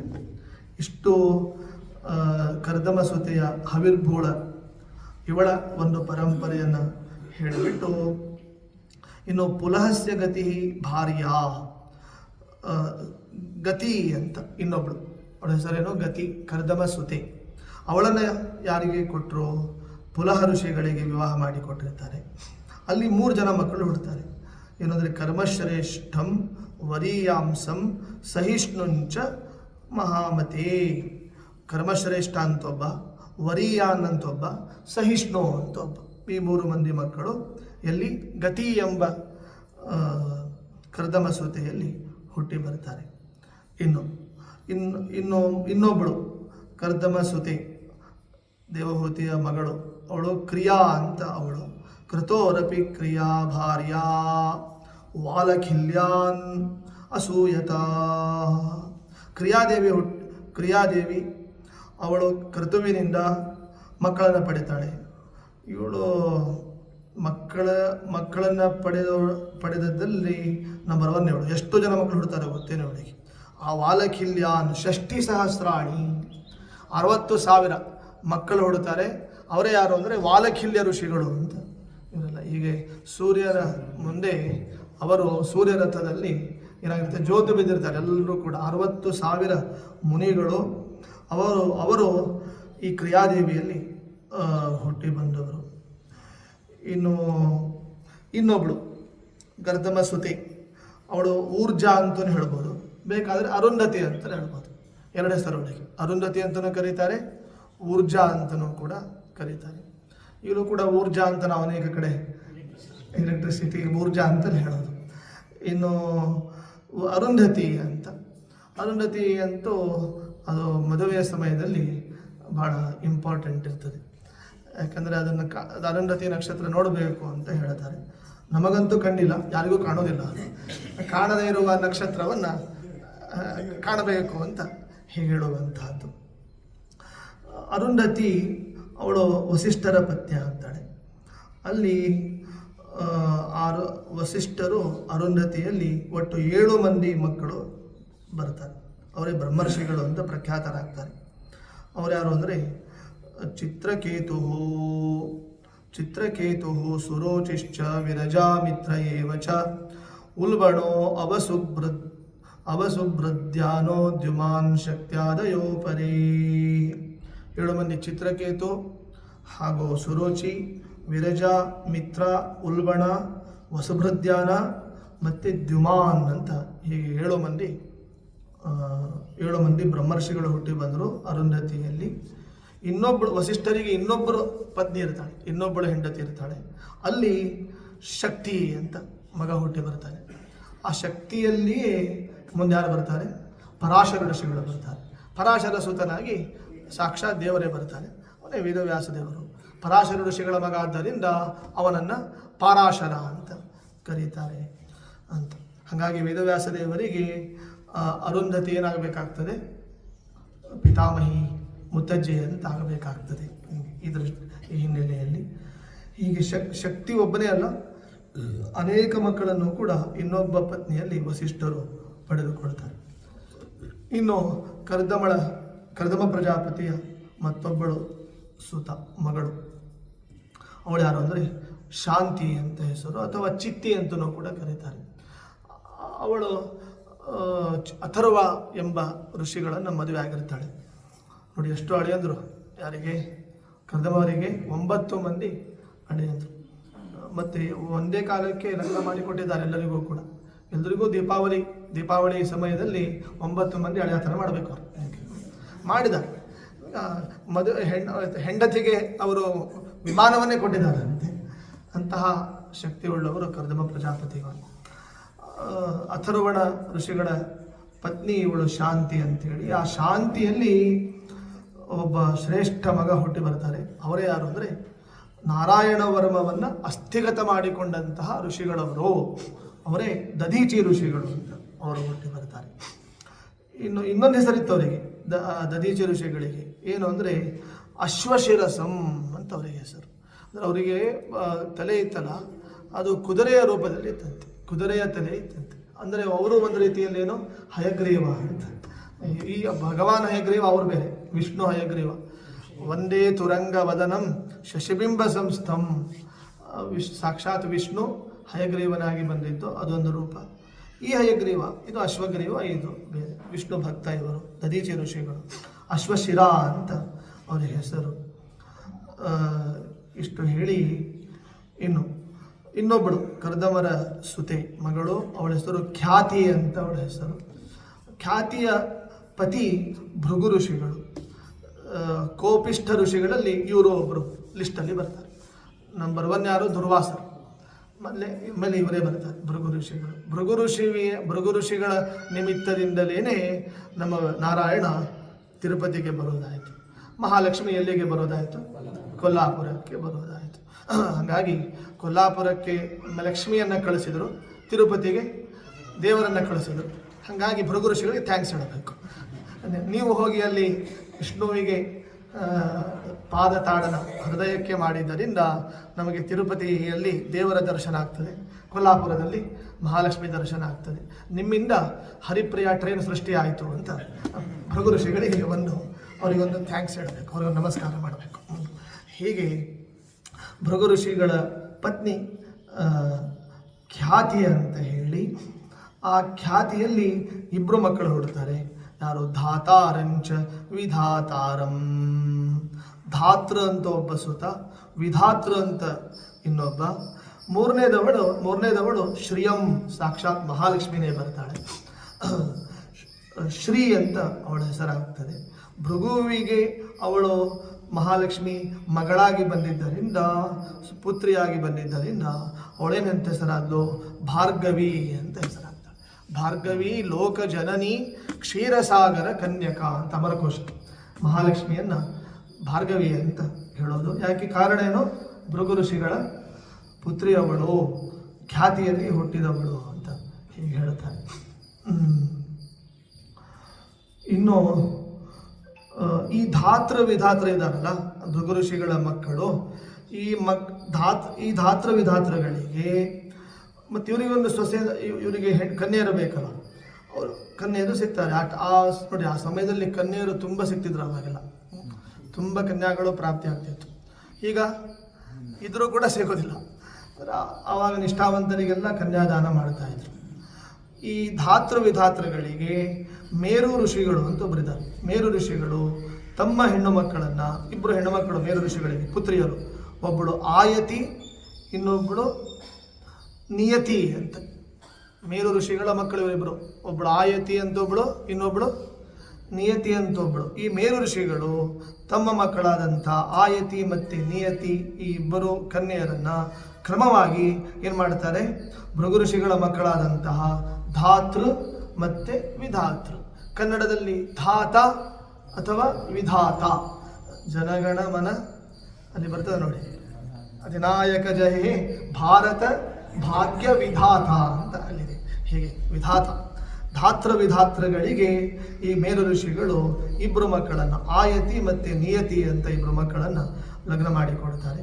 ಅವರಲ್ಲಿ ಮತ್ತೆ ಅಲ್ಲಿ ಮಕ್ಕಳು ಹುಡ್ತಾರೆ. ಧಾತೃವಿಗೆ ಒಬ್ಬ ಮಗ ಹುಡ್ತಾನೆ, ವಿಧಾತೃವಿಗೆ ಒಬ್ಬ ಮಗ ಹುಡ್ತಾನೆ. ಧಾತೃವಿಗೇನು ಮಗ ಹುಟ್ಟಿದ ಅವನ ಹೆಸರು ಮೃಕಂಡ ಅಂತ ಹೆಸರು. ವಿಧಾತೃವಿಗೇನು ಅಂತ ಒಬ್ಬ ಮಗ ಹುಟ್ಟಿದ ಅವನ ಹೆಸರು ಪ್ರಾಣ ಅಂತ ಹೆಸರು. ಆ ಮೃಕಂಡನ ಮಗನಾಗಿಯೇ ಆಯುಷ್ಮಂತನಾದಂತಹ ಕಲ್ಪ ಆಯುಷ್ಯವನ್ನು ಪಡೆದಂತಹ ಒಬ್ಬ ಮಗ ಹುಟ್ಟಿ ಬರ್ತಾನೆ. ಅವನೇ ಯಾರು ಅಂದರೆ ಮಾರ್ಕಾಂಡೇಯ ಅಂತ ಒಬ್ಬ ಮಗ ಹುಟ್ಟಿ ಬರ್ತಾನೆ. ಇನ್ನು ಈ ಭೃಗು ಋಷಿಗಳಿಗೆ ಮತ್ತೊಬ್ಬ ಮಗ ಇರ್ತಾನೆ. ಅವ್ರ ಹೆಸರೇನು ಅಂದರೆ ಕವಿಶ್ಚ ಭಾರ್ಗವ ಯಸ್ಯ ಭಗವಾನ್ ಉಶನಾಸುತಃ. ಭೃಗು ಮಹರ್ಷಿಗಳಿಗೆ ಮತ್ತೊಬ್ಬರು ಮಗ ಇರ್ತಾರೆ, ಧಾತೃ ವಿಧಾತೃ ಅಲ್ಲದೆ ಇನ್ನೊಬ್ಬರು ಮಗ. ಅವರ ಹೆಸರೇನು ಕವಿ ಅಂತ ಒಬ್ಬ ಹೆಸರು. ಆ ಕವಿಯ ಮಗನೇ ಮುಂದೆ ದೈತ್ಯರ ಗುರು ಆಗ್ತಾರೆ. ಅವರ ದೈತ್ಯರ ಗುರುಗಳು ಅವರು ಶುಕ್ರಾಚಾರ್ಯರು ಅಂತ. ಕವಿಯ ಸುತ ಆದ್ದರಿಂದ, ಕವಿಯ ಪುತ್ರ ಆದ್ದರಿಂದ ಅವರನ್ನು ಕಾವ್ಯ ಅಂತ ಕರೀತಾರೆ. ಹೀಗೆ ಪಾಂಡುವಿನ ಮಕ್ಕಳು ಪಾಂಡವರು ಹೇಗೋ, ಹಾಗೆ ಯದುವಿನ ಮಕ್ಕಳು ಯಾದವರು ಹೇಗೋ, ಹಾಗೆ ಕವಿಯ ಮಗ ಇವನು ಕಾವ್ಯ, ಶುಕ್ರಾಚಾರ್ಯರನ್ನ ಕಾವ್ಯ ಅಂತ ಹೇಳೋದು, ಅಥವಾ ಉಶನ ಅಂತಲೂ ಕೂಡ ಹೇಳ್ತಾರೆ. ಹೀಗೆ ಶುಕ್ರಾಚಾರ್ಯರು ಹುಟ್ಟಿ ಬರ್ತಾರೆ. ಹೀಗೆ ಕರ್ದಮ ದೌಹಿತ್ರ ಸಂತಾನ ಕಥಿತಃ ತವ ಅಂತ ಶುಕಾಚಾರ್ಯರು ರಾಜಾ ಪರೀಕ್ಷಿತನಿಗೆ ಹೇಳ್ತಾರೆ. ಇಲ್ಲಿಯವರೆಗೆ ನಾನೇನು ಹೇಳಿದೆ ನಿನಗೆ, ದೌಹಿತ್ರ ಸಂತಾನ 9 ಮಂದಿ ಹೆಣ್ಣು ಮಕ್ಕಳ ಒಂದು ವಂಶ ಪರಂಪರೆಯ ಕಥೆಯನ್ನು ನಾನು ನಿನಗೆ ಹೇಳಿದ್ದೇನೆ ಅಂತ. ಯಾರು ಈ ಕಥೆ 9 ಮಂದಿ ಹೆಣ್ಣು ಮಕ್ಕಳ ಕಥೆಯನ್ನು ಇನ್ನೂ ವಿಸ್ತಾರ ಇದೆ, ಹೇಳಲಿಕ್ಕಾಗ್ತದೆ. ಭಾಗವತರು ಇಷ್ಟೇ ಹೇಳಿದ್ದಾರೆ, ಬೇರೆ ಪುರಾಣದಲ್ಲಿ ಬರ್ತದೆ. ಇನ್ನೂ ಹೇಳ್ತಾ ಇದ್ದರೆ ಮುಂದಿನ ಕಥೆಗಳಿಗೆ ಏನಾಗ್ತದೆ, ಸಮಯ ಸಿಗುವುದಿಲ್ಲ. ಆದ್ದರಿಂದ ಇಲ್ಲಿಗೆ ಮುಗಿಸ್ತೇನೆ ಅಂತ ಹೇಳ್ತಾರೆ ಶುಕಾಚಾರ್ಯರು. ಹೀಗೆ ಯಾರು ಈ 9 ಮಂದಿ ನವಸ್ತ್ರೀಯರ ಕಥೆಯನ್ನು ಯಾರು ಶ್ರವಣ ಮಾಡುತ್ತಾರೆ, ಶ್ರದ್ಧದಾನಸ್ಯ ಸದ್ಯ ಪಾಪಹರಃ ಪರಃ. ಶ್ರದ್ಧೆಯಿಂದ ಕೇಳುವವರ ಎಲ್ಲ ಪಾಪಗಳು ಏನಾಗ್ತದೆ, ಪರಿಹಾರ ಆಗ್ತದೆ, ಪಾಪ ನಿವಾರಣೆ ಆಗ್ತದೆ ಅಂತ ಇಷ್ಟು ಹೇಳಿ, ಇನ್ನು ಆಕೂತಿ ಆಯಿತು, ದೇವಹೂತಿ ಆಯಿತು, ಇನ್ನು 3ನೇದವಳು ಪ್ರಸೂತಿ. ಆಕೂತಿಯ ಕಥೆಯನ್ನು ಹೇಳಿದರು, ದೇವಹೂತಿದು ಹೇಳಿದರು, ದೇವಹೂತಿಯ ಮಕ್ಕಳ ಹೆಣ್ಣು ಮಕ್ಕಳ ಕಥೆಯನ್ನು ಹೇಳಿದರು, ಪುತ್ರನಾದಂತಹ ಕಪಿಲರೂಪಿ ಪರಮಾತ್ಮನ ಚರಿತ್ರೆಯನ್ನು ಹೇಳಿದರು. ಇನ್ನು ಕೊನೆಯವಳು ಯಾರು ಅಂದರೆ ಪ್ರಸೂತಿ. ಪ್ರಸೂತಿಯ ಕಥೆಯನ್ನು ಹೇಳ್ತಾರೆ. ಪ್ರಸೂತೀಂ ಮಾನವೀಂ ದಕ್ಷ ಉಪಯೇಮೇ ಅಜಾತ್ಮಜಃ ತಸ್ಯಾಂ ಸಸರ್ಜ ದುಹಿತೃಃ ಷೋಡಶಾಃ ಅಮಲಲೋಚನಾಃ. ನೋಡಿ, ಅಲ್ಲಿ ಪ್ರಸೂತಿ ಮತ್ತು ದಕ್ಷ ಪ್ರಜಾಪತಿ ಇವರ ಲಗ್ನ ಆಯಿತು. ಪ್ರಾಯ ಕಲ್ಯಾಣ ಮಂಟಪ ಬುಕ್ ಆಗ್ತಾ ಇರ್ತಿತ್ತು ಕಾಣ್ತದೆ. ಸ್ವಯಂಭವನು ಅವರ ಪರಂಪರೆಯಲ್ಲಿ ಮೇಲಿನ ಮೇಲೆ ವಿವಾಹಗಳು ಆಗಿವೆ. ಅಲ್ಲಿ ಪ್ರಸೂತಿಯ ಪತಿ ದಕ್ಷ ಪ್ರಜಾಪತಿ. ಈ ದಂಪತಿಗಳಲ್ಲಿ ಒಟ್ಟು ಎಷ್ಟು ಜನ ಹುಟ್ಟಿ ಬಂದರು ಮಕ್ಕಳು ಅಂದರೆ ಷೋಡಶ ಅಮಲಲೋಚನಾಃ. 16 ಮಂದಿ ಹೆಣ್ಣುಮಕ್ಕಳು ಹುಟ್ಟಿ ಬರ್ತಾರೆ. 16 ಮಂದಿ ಹೆಣ್ಣುಮಕ್ಕಳಲ್ಲಿ ಅದರಲ್ಲಿ 13 ಕನ್ಯೆಯರು. ತ್ರಯೋದಶ ಅದಾತ್ ಧರ್ಮಾಯ. 13 ಮಂದಿ ಹೆಣ್ಣು ಮಕ್ಕಳನ್ನು ಧರ್ಮನಿಗೆ, ಯಮಧರ್ಮನಿಗೆ ಕೊಡ್ತಾರೆ. ಏಕಾಂ ಅಗ್ನಯೇ, ಇನ್ನೊಬ್ಬಳನ್ನು ಅಗ್ನಿದೇವನಿಗೆ ಕೊಡ್ತಾರೆ. ಅವಳು ಯಾರು ಅಂದರೆ ಸ್ವಾಹ ಅಂತ ಹೇಳಿ. ಇನ್ನೊಬ್ಬಳಿದ್ದಾಳೆ, ಅವಳು ಸ್ವಧಾಂ ಅಂತ, ಅವಳನ್ನು ಯಾರಿಗೆ ಕೊಡ್ತಾರೆ, ಪಿತೃಭ್ಯ, ಪಿತೃದೇವತೆಗಳಿಗೆ ಕೊಡ್ತಾರೆ. ಇನ್ನೂ ಒಬ್ಬಳಿದ್ದಾಳೆ ಅವಳು ದಾಕ್ಷಾಯಿಣಿ ಅಂತ, ಭವಾಯ, ಶಿವನಿಗೆ ರುದ್ರದೇವರಿಗೆ ವಿವಾಹ ಮಾಡಿ ಕೊಡ್ತಾರೆ. ಇಲ್ಲಿ 13 ಮಂದಿ ಇವರಿದ್ದಾರಲ್ಲ, ಯಾರೋ ಯಮಧರ್ಮನ ಪತ್ನಿಯರು. ಇವ್ರು ಯಾರು? ಇವ್ರ ಹೆಸರೇನು ಹೇಳ್ತಾರೆ? ಶ್ರದ್ಧಾ ಮೈತ್ರಿ ದಯಾ ಶಾಂತಿ ತುಷ್ಟಿ ಪುಷ್ಟಿ ಕ್ರಿಯಾ ಉನ್ನತಿ ಬುದ್ಧಿ ಮೇಧಾ ತಿತಿಕ್ಷಾ ಹ್ರೀಹಿ ಮೂರ್ತಿ ಧರ್ಮಸ್ಯ ಪತ್ನಿಯ. ಇವರೆಲ್ಲ ಯಮಧರ್ಮನ ಪತ್ನಿಯರು. ಶ್ರದ್ಧಾ ಮೈತ್ರಿ ದಯಾ ಶಾಂತಿ ತುಷ್ಟಿ ಪುಷ್ಟಿ ಕ್ರಿಯಾ ಉನ್ನತಿ ಬುದ್ಧಿ ಮೇಧಾ ತಿತಿಕ್ಷಾ ಹ್ರೀ ಕೊನೆಯವಳು ಮೂರ್ತಿ ಅಂತ. ಇವರೆಲ್ಲ ಏತೆ ಧರ್ಮಸ್ಯ ಪತ್ನಿಯ, ಇವರೆಲ್ಲ ಯಮಧರ್ಮನ ಪತ್ನಿಯರು ಅಂತ ನೋಡಿ. ಇವರಲ್ಲಿ ಶ್ರದ್ಧಾದೇವಿ ಶ್ರದ್ಧಾಸೂತ ಶುಭಂ ಮೈತ್ರಿ ಪ್ರಸಾದಂ. ಶ್ರದ್ಧಾದೇವಿ ಶುಭನನ್ನ ಪಡಿತಾಳೆ. ಮೈತ್ರಿಯ ಸುತ ಪ್ರಸಾದ, ದಯೆಯ ಸುತ ಅಭಯ, ಶಾಂತಿಯ ಸುತ ಸುಖ, ತುಷ್ಟಿಯ ಮಗ ಮೋದ, ಪುಷ್ಟಿಯ ಮಗ ಅಹಂಕಾರ. ಹೀಗೆ ಇವರೆಲ್ಲ ಅವರ ಮಕ್ಕಳು. ಮತ್ತೆ ಅದನ್ನು ಹೇಳ್ತಾರೆ.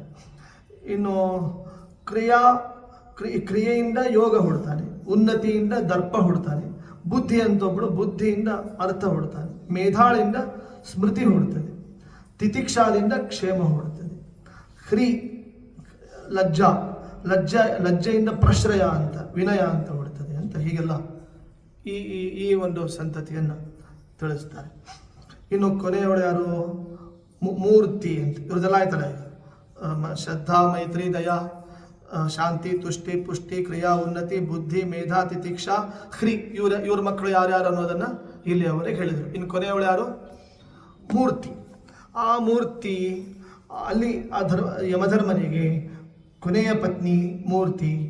ಅಲ್ಲಿ ಯಾರು ಹುಡ್ತಾರೆ ಅಂದರೆ ಅಲ್ಲಿ ಮೂರ್ತಿ ಸರ್ವಗುಣೋತ್ಪತ್ತಿ ನರನಾರಾಯಣ ಋಷಿ. ಆ ಯಮಧರ್ಮನಿಗೆ ಮೂರ್ತಿಯಲ್ಲಿ ಸ್ವತಃ ದೇವರು ಬರ್ತಾರೆ. ನರ ಮತ್ತೆ ನಾರಾಯಣ ಅಂತ ಇಬ್ಬರು ಮಕ್ಕಳು ಹುಟ್ಟಿ ಬರ್ತಾರೆ. ಈ ನರನಾರಾಯಣರು ಹುಟ್ಟಿದಾಗ ಏನಾಯಿತು? ಇಡೀ ಜಗತ್ತು ಸಂಭ್ರಮಿಸಿತು ಅಂತ ಹೇಳ್ತದೆ. ಯಾಕಂದರೆ ಇಲ್ಲಿ ಮುಂದೆ ಹೇಳ್ತಾರೆ ಬೇರೆ ಕಡೆ, ಇಲ್ಲಿ ನರನಾರಾಯಣರ ಬಗ್ಗೆ ಹೇಳಿದ್ದಾರೆ. ನರ, ನಾರಾಯಣ, ಹರಿ ಮತ್ತು ಕೃಷ್ಣ ಅಂತ. ಇಲ್ಲಿ ಈಗ ನರನಾರಾಯಣರ ಬಗ್ಗೆ ಹೇಳಿದ್ದಾರೆ. ಇವರಿಬ್ಬರು ಯಾರು ಅಂತಂದರೆ, ಇವರಿಬ್ಬರು ಏನು ಮಾಡ್ತಾರೆ ಅಂದರೆ, ತಾವಿಮೌ ವೈ ಭಗವತೋ ಹರೇ ಅಂಶೌ ಇಹಾಗತೌ ಭಾರೌ ವ್ಯಯಾಯ ಚ ಭುವಃ ಕೃಷ್ಣೌ ಯದುಕುರುದ್ವಹೌ. ಇವರೇನು ನರನಾರಾಯಣರಿದ್ದಾರೆ? ಇವರು ಗಂಧಮಾದನ ಪರ್ವತಕ್ಕೆ ಹೋಗಿಬಿಟ್ಟು ತಪಸ್ಸನ್ನು ಮಾಡ್ತಾರೆ. ಈಗ ಎಲ್ಲಿ ತಪಸ್ಸು ಮಾಡ್ತಾ ಇದ್ದಾರೆ? ಹಿಮಾಲಯದಲ್ಲಿ ಬದ್ರಿನಾಥಲ್ಲಿ ಕುಳಿತು ತಪಸ್ಸು ಮಾಡ್ತಾ ಇದ್ದಾರೆ. 2 ಪರ್ವತಗಳಿವೆ. ಒಂದು ನರಪರ್ವತ, ಇನ್ನೊಂದು ನಾರಾಯಣ ಪರ್ವತ ಅಂತ ಇದೆ. ಇವರೇನು ನರ ಮತ್ತೆ ನಾರಾಯಣ ಇದ್ದಾರಲ್ಲ, ಇವರೇ ಅದೇ ನಾರಾಯಣನೇ ಈಗ ಯದುಕುಲೋದ್ವಾಹ ಕೃಷ್ಣ. ಅದೇ ನಾರಾಯಣ ಈಗ ಏನಾಗಿ ಬಂದಿದ್ದಾನೆ ಇಲ್ಲಿ? ಕೃಷ್ಣ. ಅದೇ ನರ ಏನಿದ್ದಾನೆ, ಆ ನರನ ಆವೇಶವುಳ್ಳವನು ಇಲ್ಲಿ ಈಗ ಯಾರು? ಅರ್ಜುನ ಅಂತ ಹೇಳ್ತಾರೆ. ತಾವಿಮೌ ವೈ ಭಗವತೋ ಹರೇ ಅಂಶೌ ಇಹಾಗತೌ ಭಾರೌ ವ್ಯಯಾಯ ಚ ಭುವಃ ಕೃಷ್ಣೌ ಯದುಕುರೋದ್ವಹೌ. ಕೃಷ್ಣ ಮತ್ತೆ ಯದುವಂಶಭೂಷಣನಾದ ಕೃಷ್ಣ ಹಾಗೂ ಅರ್ಜುನ 2 ರೂಪಗಳಿಂದ ಇಲ್ಲಿಗೆ ಬಂದಿದ್ದಾರೆ ಅಂತ ಹೇಳ್ತಾರೆ. ಇಷ್ಟು ಹೇಳಿಬಿಟ್ಟು ಇನ್ನು ಅಗ್ನಿಗೆ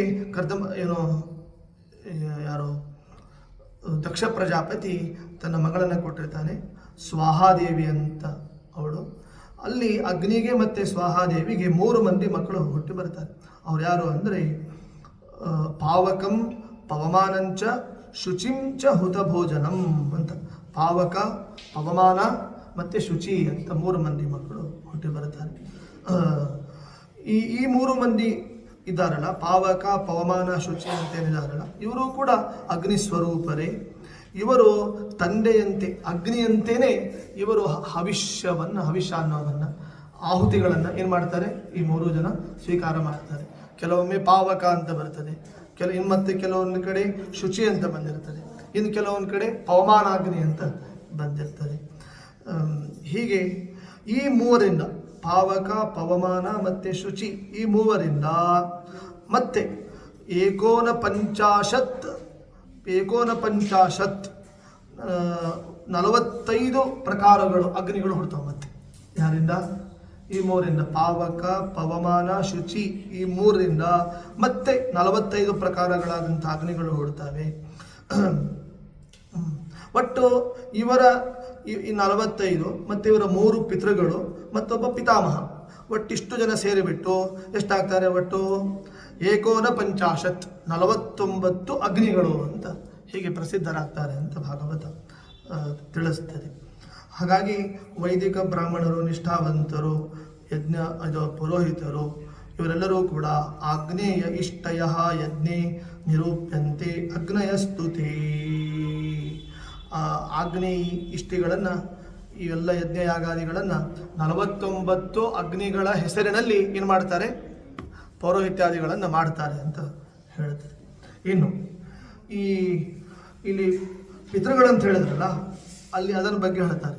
ಅಗ್ನಿಶ್ವಾತ್ತ ಬರ್ಹಿಷದ ಸೌಮ್ಯಾ ಪಿತರ ಆಜ್ಯಪಾ ಸಾಗ್ನಯ ಅನಗ್ನಯ ತೇಷಾಂ ಪತ್ನಿ ದಾಕ್ಷಾಯಣಿ ಸ್ವಧಾ. ಇವರಲ್ಲಿ ಪಿತೃಗಳಿದ್ದಾರೆ.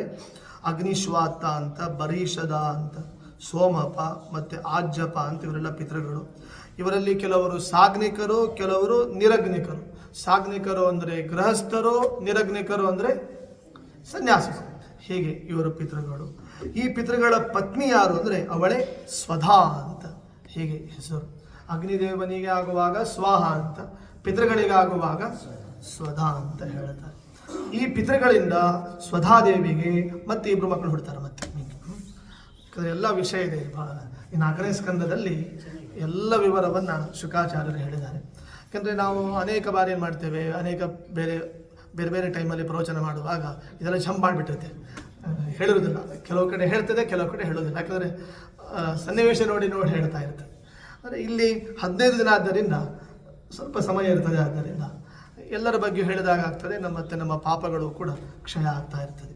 ಹೀಗೆ ಆ ಪಿತೃಗಳಿಂದ ಈ ಸ್ವಧಾದೇವಿಗೆ ಮತ್ತೆ ತೇಭ್ಯೋ ದಧಾರ ಕನ್ಯೆ 2 ವಯುನಾಂ ಧಾರಿಣಿ ಸ್ವಧಾ. ಮತ್ತೆ 2 ಮಕ್ಕಳು, ಹೆಣ್ಣು ಮಕ್ಕಳು ಹುಡ್ತಾರೆ. ಯಾರು ಅಂದರೆ ಧಾರಿಣಿ ಮತ್ತು ವಯುನ ಅಂತ ಇಬ್ಬರು ಹೆಣ್ಣು ಮಕ್ಕಳು ಹುಟ್ಟಿ ಬಂದರು. ಇವರಿಬ್ಬರೂ ಕೂಡ ಒಬ್ಬಳು ಜ್ಞಾನಿಯಾದ್ಲು, ಇನ್ನೊಬ್ಬಳು ವಿಜ್ಞಾನಿಯಾದ್ಲು ಅಂತ ಹೇಳ್ತಾರೆ. ಜ್ಞಾನ ವಿಜ್ಞಾನ ಪಾರಗೆ ಅಂತ ಇವ್ರ ಬಗ್ಗೆ ಹೇಳ್ತಾರೆ. ಯಾರ ಬಗ್ಗೆ?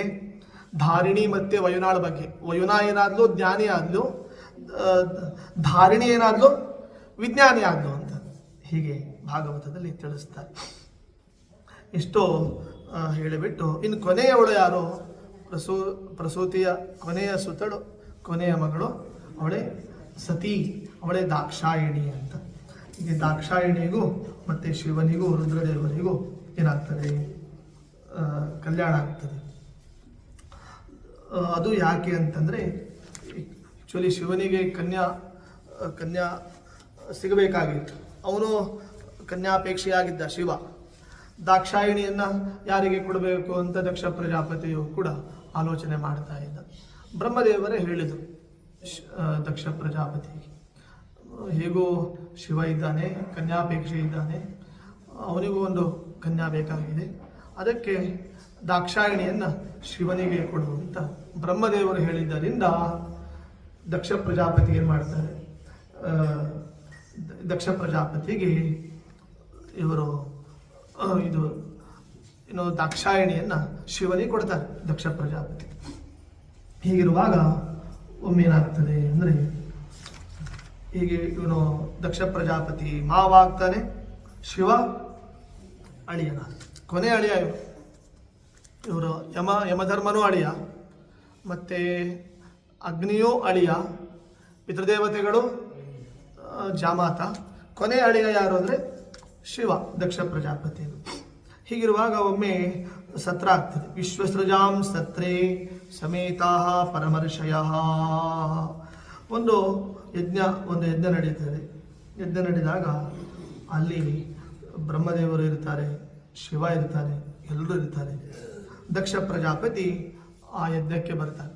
ದಕ್ಷ ಪ್ರಜಾಪತಿ ಯಜ್ಞಕ್ಕೆ ಬಂದಾಗ ಎಲ್ಲರೂ ಎದ್ದು ನಿಂತು ಗೌರವಿಸ್ತಾರೆ. ಆದರೆ ಇವರು ಮಾತ್ರ ಹಾಗೆ ಕೂತಿರ್ತಾರೆ. ಯಾರು? ಬ್ರಹ್ಮದೇವರು ಮತ್ತು ಶಿವ. ಇವರಿಬ್ಬರನ್ನ ಬಿಟ್ಟು ಉಳಿದವರೆಲ್ಲರೂ ಕೂಡ ಎದ್ದು ನಿಂತು ದಕ್ಷ ಪ್ರಜಾಪತಿ ಗೌರವಿಸ್ತಾನೆ. ಪ್ರಜಾಪತಿ ಅಂದರೆ ಅದೊಂದು ಏನೋ ಒಂದು ಸ್ಥಾನ, ಅದು ಒಂದು ಪದವಿ.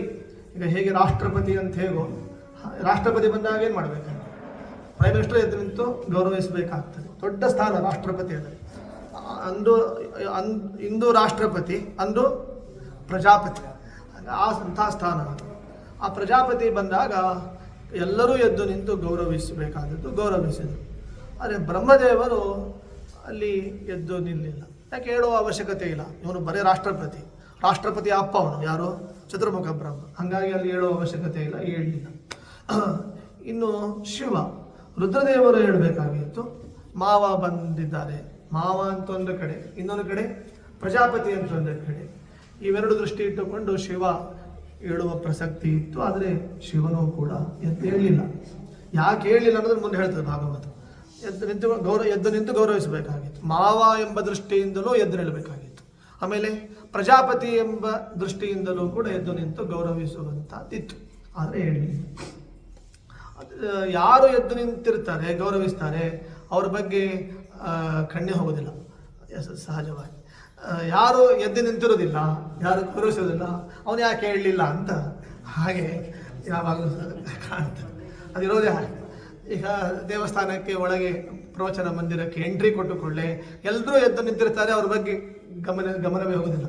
ಯಾರು ಹಾಗೆ ಕೂತಿರ್ತಾರಲ್ಲ, ಯಾಕೆ ಕೂತಿದ್ದ ಅವನೇ ಅವನು ಅಂತ ಅಲ್ಲಿ ಗಮನ ಹೋಗ್ತದೆ. ಹಾಗೆ ಇಲ್ಲಿಯೂ ಕೂಡ ದಕ್ಷ ಪ್ರಜಾಪತಿ ಬಂದಾಗ ಶಿವ ಹೇಳುವಂಥದ್ದಿತ್ತು, ಶಿವ ಎದ್ದೇಳಲಿಲ್ಲ. ಆವಾಗ BP ರೈಸ್ ಆಯಿತು. ಯಾರಿಗೆ? ದಕ್ಷ ಪ್ರಜಾಪತಿಗಳಿಗೆ. ಮೊದಲೇ ಅವರು ನಿಷ್ಠಾವಂತರು, ಮೊದಲೇ ದರ್ಪ ಉಳ್ಳವರು, ಸಾರಥ್ಯಕ್ಕೆ ಪ್ರಜಾಪತಿ ಸ್ಥಾನ ಬೇರೆ.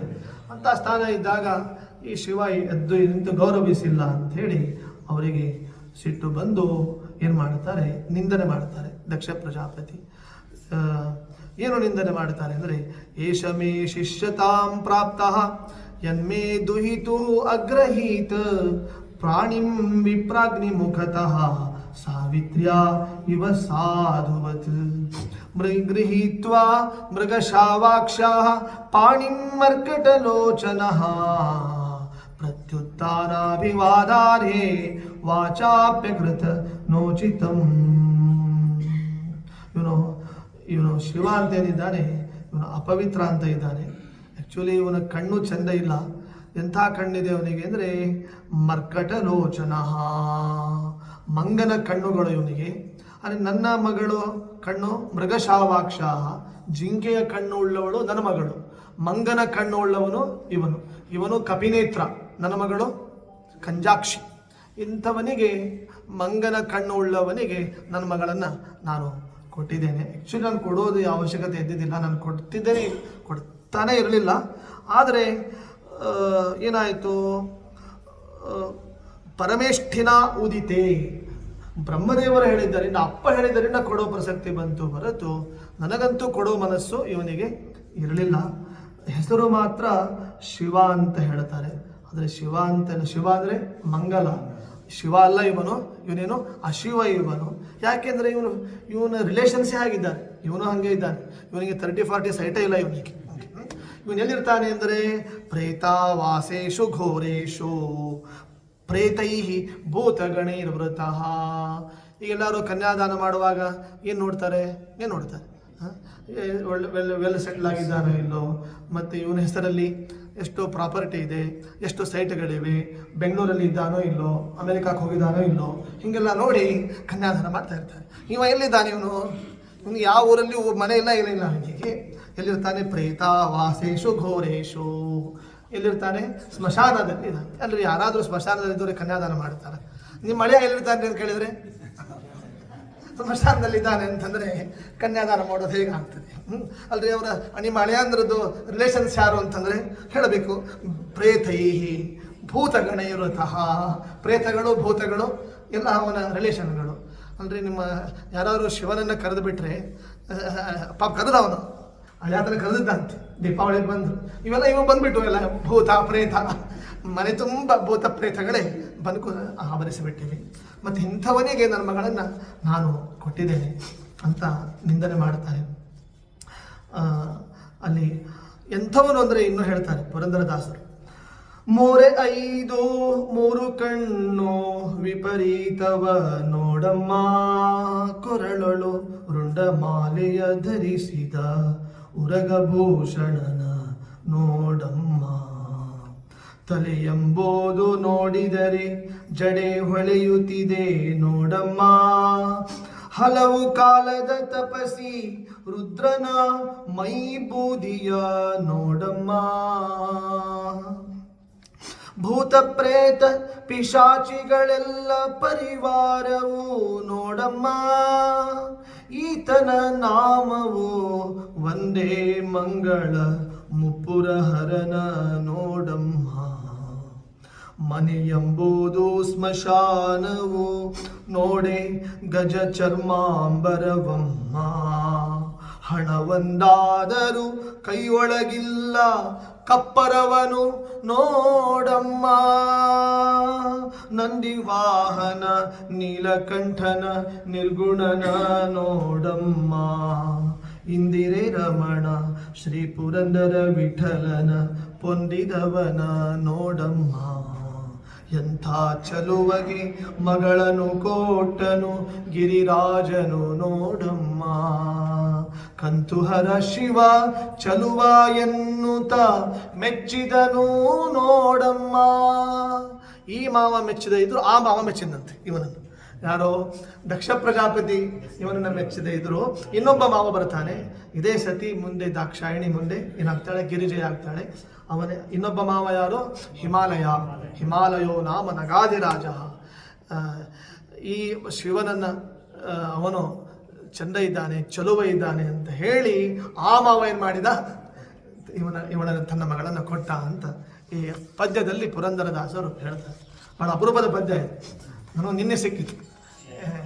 ಎಲ್ಲೋ ಒಂದು ಕಡೆ ಪದ್ಯಗಳನ್ನು ಹುಡುಕುವಾಗ ಈ ಪುರಂದರದಾಸರ ಒಂದು ಪದ್ಯ ಪ್ರಾಪ್ತಿಯಾಯಿತು. ಹೀಗೆ ಚಿತಾಭಸ್ಮಕೃತ ಸ್ನಾನ, ಇದನ್ನೆಲ್ಲ ಪುರಂದರದಾಸರು ಹೇಳಿದ್ದಾರೆ. ಚಿತಾಭಸ್ಮಕೃತ ಸ್ನಾನ ಪ್ರೇತಶೃಂಗಸ್ಥಿಭೂಷಣ ಶಿವಾಪದೇಶೋ ಅಶಿವ ಮತ್ತೋ ಮತ್ತ ಜನಪ್ರಿಯ ಪತಿ ಪ್ರಮಥ ಭೂತಾನಾಂ ತಮೋ ಮಾತ್ರಾತ್ಮಕಾತ್ಮನಾಂ. ಚಿತಾಭಸ್ಮಕೃತ ಸ್ನಾನ, ಇವನೇನು ಸ್ನಾನ ಮಾಡ್ತಾನೆ, ನಿತ್ಯ ಸ್ನಾನ ಇಲ್ಲ ಇವನಿಗೆ. ಏನು ಸ್ನಾನ ಮಾಡ್ತಾನೆ, ಚಿತಾಭಸ್ಮಕೃತ ಸ್ನಾನ, ಶವಬೂದಿ ಅದನ್ನೇ ಭಸ್ಮ ಸ್ನಾನ ಮಾಡ್ತಾನೆ, ಅದನ್ನೇ ಪ್ರಸಾದ ಕೊಡ್ತಾನೆ. ಎಲ್ಲಿ, ಉಜ್ಜಯಿನಿ ಮಹಾಕಾಲೇಶ್ವರದಲ್ಲಿ ಮುಂಜಾನೆ ಸಮಯದಲ್ಲಿ ನಿತ್ಯ ಭಸ್ಮಾಭಿಷೇಕ ಆಗ್ತದೆ. ಆ ಭಸ್ಮ ಏನದು, ಚಿತಾಭಸ್ಮ. ಅದು ಆ ಚಿತಾಭಸ್ಮವನ್ನೇ ನಮಗೇನು ಕೊಡ್ತಾರೆ, ಪ್ರಸಾದ ಅಂತ ಕೊಡ್ತಾರೆ. ನೋಡಿ, ಶಿವನ ಮೈ ಮೇಲೆ ಬಿದ್ದಾಗ ಏನಾಯ್ತದು, ಪ್ರಸಾದ ಅಂತ ಆಯಿತು. ಅದಕ್ಕೆ ನಾರಾಯಣ ಪಂಡಿತಾಚಾರ್ಯರು ನಮಃ ಶಿವ ಶಿವ ಶಿವ ಶಿವ ಶಿವಾರ್ಧ ಕೃಂತ ಶಿವಂ, ನಮೋ ಹರ ಹರ ಹರ ಹರ ಹರಾಂತರೀಂ ಮೇ ದೃಶಂ, ನಮೋ ಭವ ಭವಾ ಭವ ಪ್ರಭವ ಭೂತಯೇ ಸಂಪದಾಂ, ನಮೋ ಮೃಡ ನಮೋ ನಮೋ ನಮೋ ನಮಃ ಉಮೇಶ ತುಭ್ಯಂ ನಮಃ. ವಾಮದೇವಾಯ ನಮೋ, ಜ್ಯೇಷ್ಠಾಯ ನಮೋ, ಶ್ರೇಷ್ಠಾಯ ನಮೋ, ಕಾಲಾಯ ನಮೋ, ರುದ್ರಾಯ ನಮೋ, ಖಲು ವಿತರಣಾಯ ನಮೋ, ಬಲಾಯ ನಮೋ, ಬಲಪ್ರಮಥನಾಯ ನಮೋ, ಸರ್ವಭೂತದಮನಾಯ ನಮೋ, ಮನೋನ್ಮನಾಯ ನಮಃ. ಇಂಥ ಶಿವನನ್ನು ಕೆಲಸಕ್ಕೆ ಬಾರದೇ ಇದ್ದವನು ಅಶಿವ ಇವನು ಅಂತ ದಕ್ಷ ಪ್ರಜಾಪತಿ ಅವನನ್ನು ನಿಂದನೆ ಮಾಡಿದರು. ಈ ನಿಂದನೆ ಮಾಡಿದರು. ಗಿರೀಶಂ ಅಪ್ರತೀಪಂ ಅವಸ್ಥಿತಂ ದಕ್ಷಃ ಅಥಾಪ ಉಪಸ್ಪೃಶ್ಯ ಕ್ರುದ್ಧಃ ಶಪ್ತುಂ ಪ್ರಚಕ್ರಮೇ. ಇಷ್ಟು ನಿಂದನೆ ಮಾಡಿದ್ದಾನೆ. ಯಾರಾದರೂ ಬೇರೆದವರ ನಿಂದನೆ ಮಾಡಿದರೆ ಇಷ್ಟೊತ್ತಿಗೆ ಏನಾಗ್ತಿತ್ತು, ಕತೆ ಬೇರೆ ಆಗಿಬಿಡ್ತಿತ್ತು. ಸುಮ್ಮನೆ ಕೂತಿದ್ದಾನಂತೆ ಶಿವ ಪಾಪ, ಏನು ಒಂದು ಚಕಾರ ಎತ್ತಿಲ್ಲ, ಮಾವಾಲ ಮಾತಾಡ್ತಾನೆ. ಮತ್ತು ಅವನು ಆ್ಯಕ್ಚುಲಿ ಇನ್ನೂ ಏನಂದರೆ ಎಷ್ಟು ನಿಂದನೆ ಮಾಡಿದರೂ ಶಿವನ ಮನಸ್ಸು ಮಾತ್ರ ಸುಸ್ಥಿರವಾಗಿಬಿಟ್ಟಿದೆ, ಚಕಾರ ಎತ್ತಿಲ್ಲ. ಅದನ್ನು ಹೇಳ್ತಾರೆ, ಅಪ್ರತೀಪಂ ಅವಸ್ಥಿತಂ ಗಿರೀಶಂ ಹೇಳ್ತಾ ಭಾಗವತ. ಅಪ್ರತೀಪಂ ಅವಸ್ಥಿತಂ ಗಿರೀಶಂ. ಅಪ್ರತೀಪಂ ಅಂದರೆ ಯಾವ ವಿರೋಧವನ್ನು ಮಾಡಿಲ್ಲ. ಮಾವ ಇಷ್ಟೆಲ್ಲ ನಿಂದನೆ ಮಾಡಿದ್ರು ವಿರೋಧ ಮಾಡಿಲ್ಲ ಶಿವ, ಸುಮ್ಮನೆ ಕೂತಿದ್ದಾನೆ. ಇನ್ನೂ ಸಿಟ್ಟು ಬಂತೆ ಅಂತೇಳಿ ದಕ್ಷ ಪ್ರಜಾಪತಿಗೆ, ಸುಮ್ಮನೆ ಕೂತಿದ್ದಾನಲ್ಲ ಇವನು ಅಂತೇಳಿ. ಹೆಂಗೆ ಏನು ಮಾತಾಡಿದರೆ ಏನಾಗ್ತಿತ್ತು, ಇನ್ನು ಸುಮ್ಮನೆ ಕೂತಿದ್ದಾನೆ ಅಂತೇಳಿ ಮತ್ತಷ್ಟು ಸಿಟ್ಟು ಬಂದು ದಕ್ಷ ಪ್ರಜಾಪತಿಗೆ. ಅದಕ್ಕೆ ಏನು ಮಾಡಿಬಿಡ್ತಾನೆ, ಶಾಪ ಕೊಡ್ತಾನೆ. ಏನು ಶಾಪ ಕೊಟ್ಟ? ಬಹಳ ಭಯಂಕರವಾದ ಶಾಪ ಕೊಟ್ಟ. ಕೊಡಬಾರ್ದಿತ್ತು ಆ್ಯಕ್ಚುಲಿ, ಕೊಟ್ಟ. ಯಜ್ಞದಲ್ಲಿ ನಿನಗೆ ಭಾಗ ಸಿಗದೇ ಇರಲಿ ಶಾಪ ಕೊಟ್ಬಿಟ್ಟೆ ಶಿವನಿಗೆ. ಹೀಗಿರುವ, ಯಾಕೆಂದರೆ ಯಜ್ಞದ ಕೊನೆಯ ಭಾಗನೇ ಪೂರ್ಣ ಯಾರದ್ದು? ಶಿವನದ್ದು. ಅಂಥದ್ದು ಯಜ್ಞದಲ್ಲಿ ನನಗೆ ಭಾಗವೇ ಬೇಡ ಅಂತ ಶಾಪ ಕೊಡ್ತಾನೆ. ಇಷ್ಟಾದರೂ ಶಿವ ಸುಮ್ಮನೆ ಇದ್ದಾನೆ. ಹೀಗಿರುವಾಗ ನಂದೀಶ್ವರನಿಗೆ ತಡೆಯಲಿಕ್ಕೆ ಆಗಿಲ್ಲ. ದಕ್ಷ ಪ್ರಜಾಪತಿಯ ಮೇಲೆ ನಂದೀಶ್ವರನಿಗೆ ಸಿಟ್ಟು ಬಂದು, ಕೋಪ ಬಂದು ಅವನೇನು ಮಾಡ್ತಾನೆ, ಅವನು ಕೂಡ ಶಾಪ ಕೊಡ್ತಾನೆ. ಏನು ಶಾಪ ಕೊಡ್ತಾನೆ ಅಂತಂದರೆ, ಸ್ತ್ರೀ ಕಾಮಃ ಅಸ್ತು ಅತಿತರಾಂ ದಕ್ಷಃ ಬಸ್ತಮುಖಃ ಅಚಿರಾತ್. ನಂದೀಶ್ವರ, ನಿಮ್ಮ ಏನೋ ಜ್ಞಾನ ಇದೆ, ಆ ಜ್ಞಾನವೆಲ್ಲವೂ ಕ್ಷಯ ಆಗಲಿ. ಮುಂದಿನ ದಿನಗಳಲ್ಲಿ ದಕ್ಷ ಪ್ರಜಾಪತಿಗೆ ಯಾವ ಮುಖ ಬರಲಿ? ಬಸ್ತ ಮುಖ ಬರಲಿ, ಅಂದರೆ ಆಡಿನ ಮುಖ ಉಳ್ಳವನಾಗಲಿ ಅಂತ ನಂದೀಶ್ವರ ಶಾಪ ಕೊಡ್ತಾನೆ. ನಂದೀಶ್ವರ ಶಾಪ ಕೊಟ್ಟಾಗ ಈ ಬ್ರಾಹ್ಮಣರು ರೈಸ್ ಆಗ್ತಾರೆ. ಅಲ್ಲಿ ಯಾರೋ ಭೃಗು ಋಷಿಗಳು, ಅವರಿಗೆ ಸಿಟ್ಟು ಬರ್ತದೆ. ಭೃಗು ಋಷಿಗಳು ಏನು ಮಾಡ್ತಾರೆ, ಅವರು ಕೂಡ ಶಾಪವನ್ನು ಕೊಡ್ತಾರೆ. ಅಂದರೆ ಯಾರಿಗೆ? ಶಿವಗಣಕ್ಕೆ ಶಾಪ ಕೊಡ್ತಾರೆ ಭೃಗು ಋಷಿಗಳು. ಯಾಕಂದರೆ ಬ್ರಾಹ್ಮಣರಿಗೂ ಶಾಪ ಕೊಟ್ಟಿದ್ದಾರಲ್ಲ, ಅದಕ್ಕೆ ನೀವು ಶಾಪ ಕೊಟ್ಟಿದ್ದೀರಿ, ಆದ್ದರಿಂದ ನಾವು ನಿಮಗೆ ಶಾಪ ಕೊಡ್ತೇವೆ ಅಂತೇಳಿ ಭೃಗು ಋಷಿಗಳು, ನೀವೇನು ಶಿವಭಕ್ತರಿದ್ದೀರಿ, ನೀವೆಲ್ಲ ಪಾಷಂಡಿಗಳಾಗಂತ ಅವ್ರು ಶಾಪ ಕೊಡ್ತಾರೆ. ಹೀಗೆ ಪರಸ್ಪರ ಅವರಿಗೆ ಇವರು ಶಾಪ ಕೊಡೋದು, ಇವರಿಗೆ ಅವ್ರು ಶಾಪ ಕೊಡೋದು. ಹೀಗೆ ಶಾಪಗಳ ಮೇಲೆ ಶಾಪಗಳ ಮೇಲೆ ಶಾಪ ಆಗ್ತದೆ.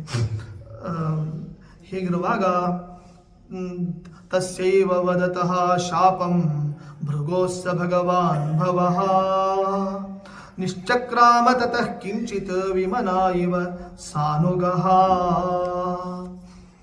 ಅಲ್ಲಿ ಇಷ್ಟೆಲ್ಲ ಶಾಪ ಪ್ರದಾನವಾದರೂ ಶಿವ ಸುಮ್ಮನೆ ಇರ್ತಾನೆ. ಭೃಗು ಋಷಿಗಳು ಶಪಿಸಿದಾಗ ಶಿವನಿಗೆ ಖೇದ ಆಗ್ತದಂತೆ.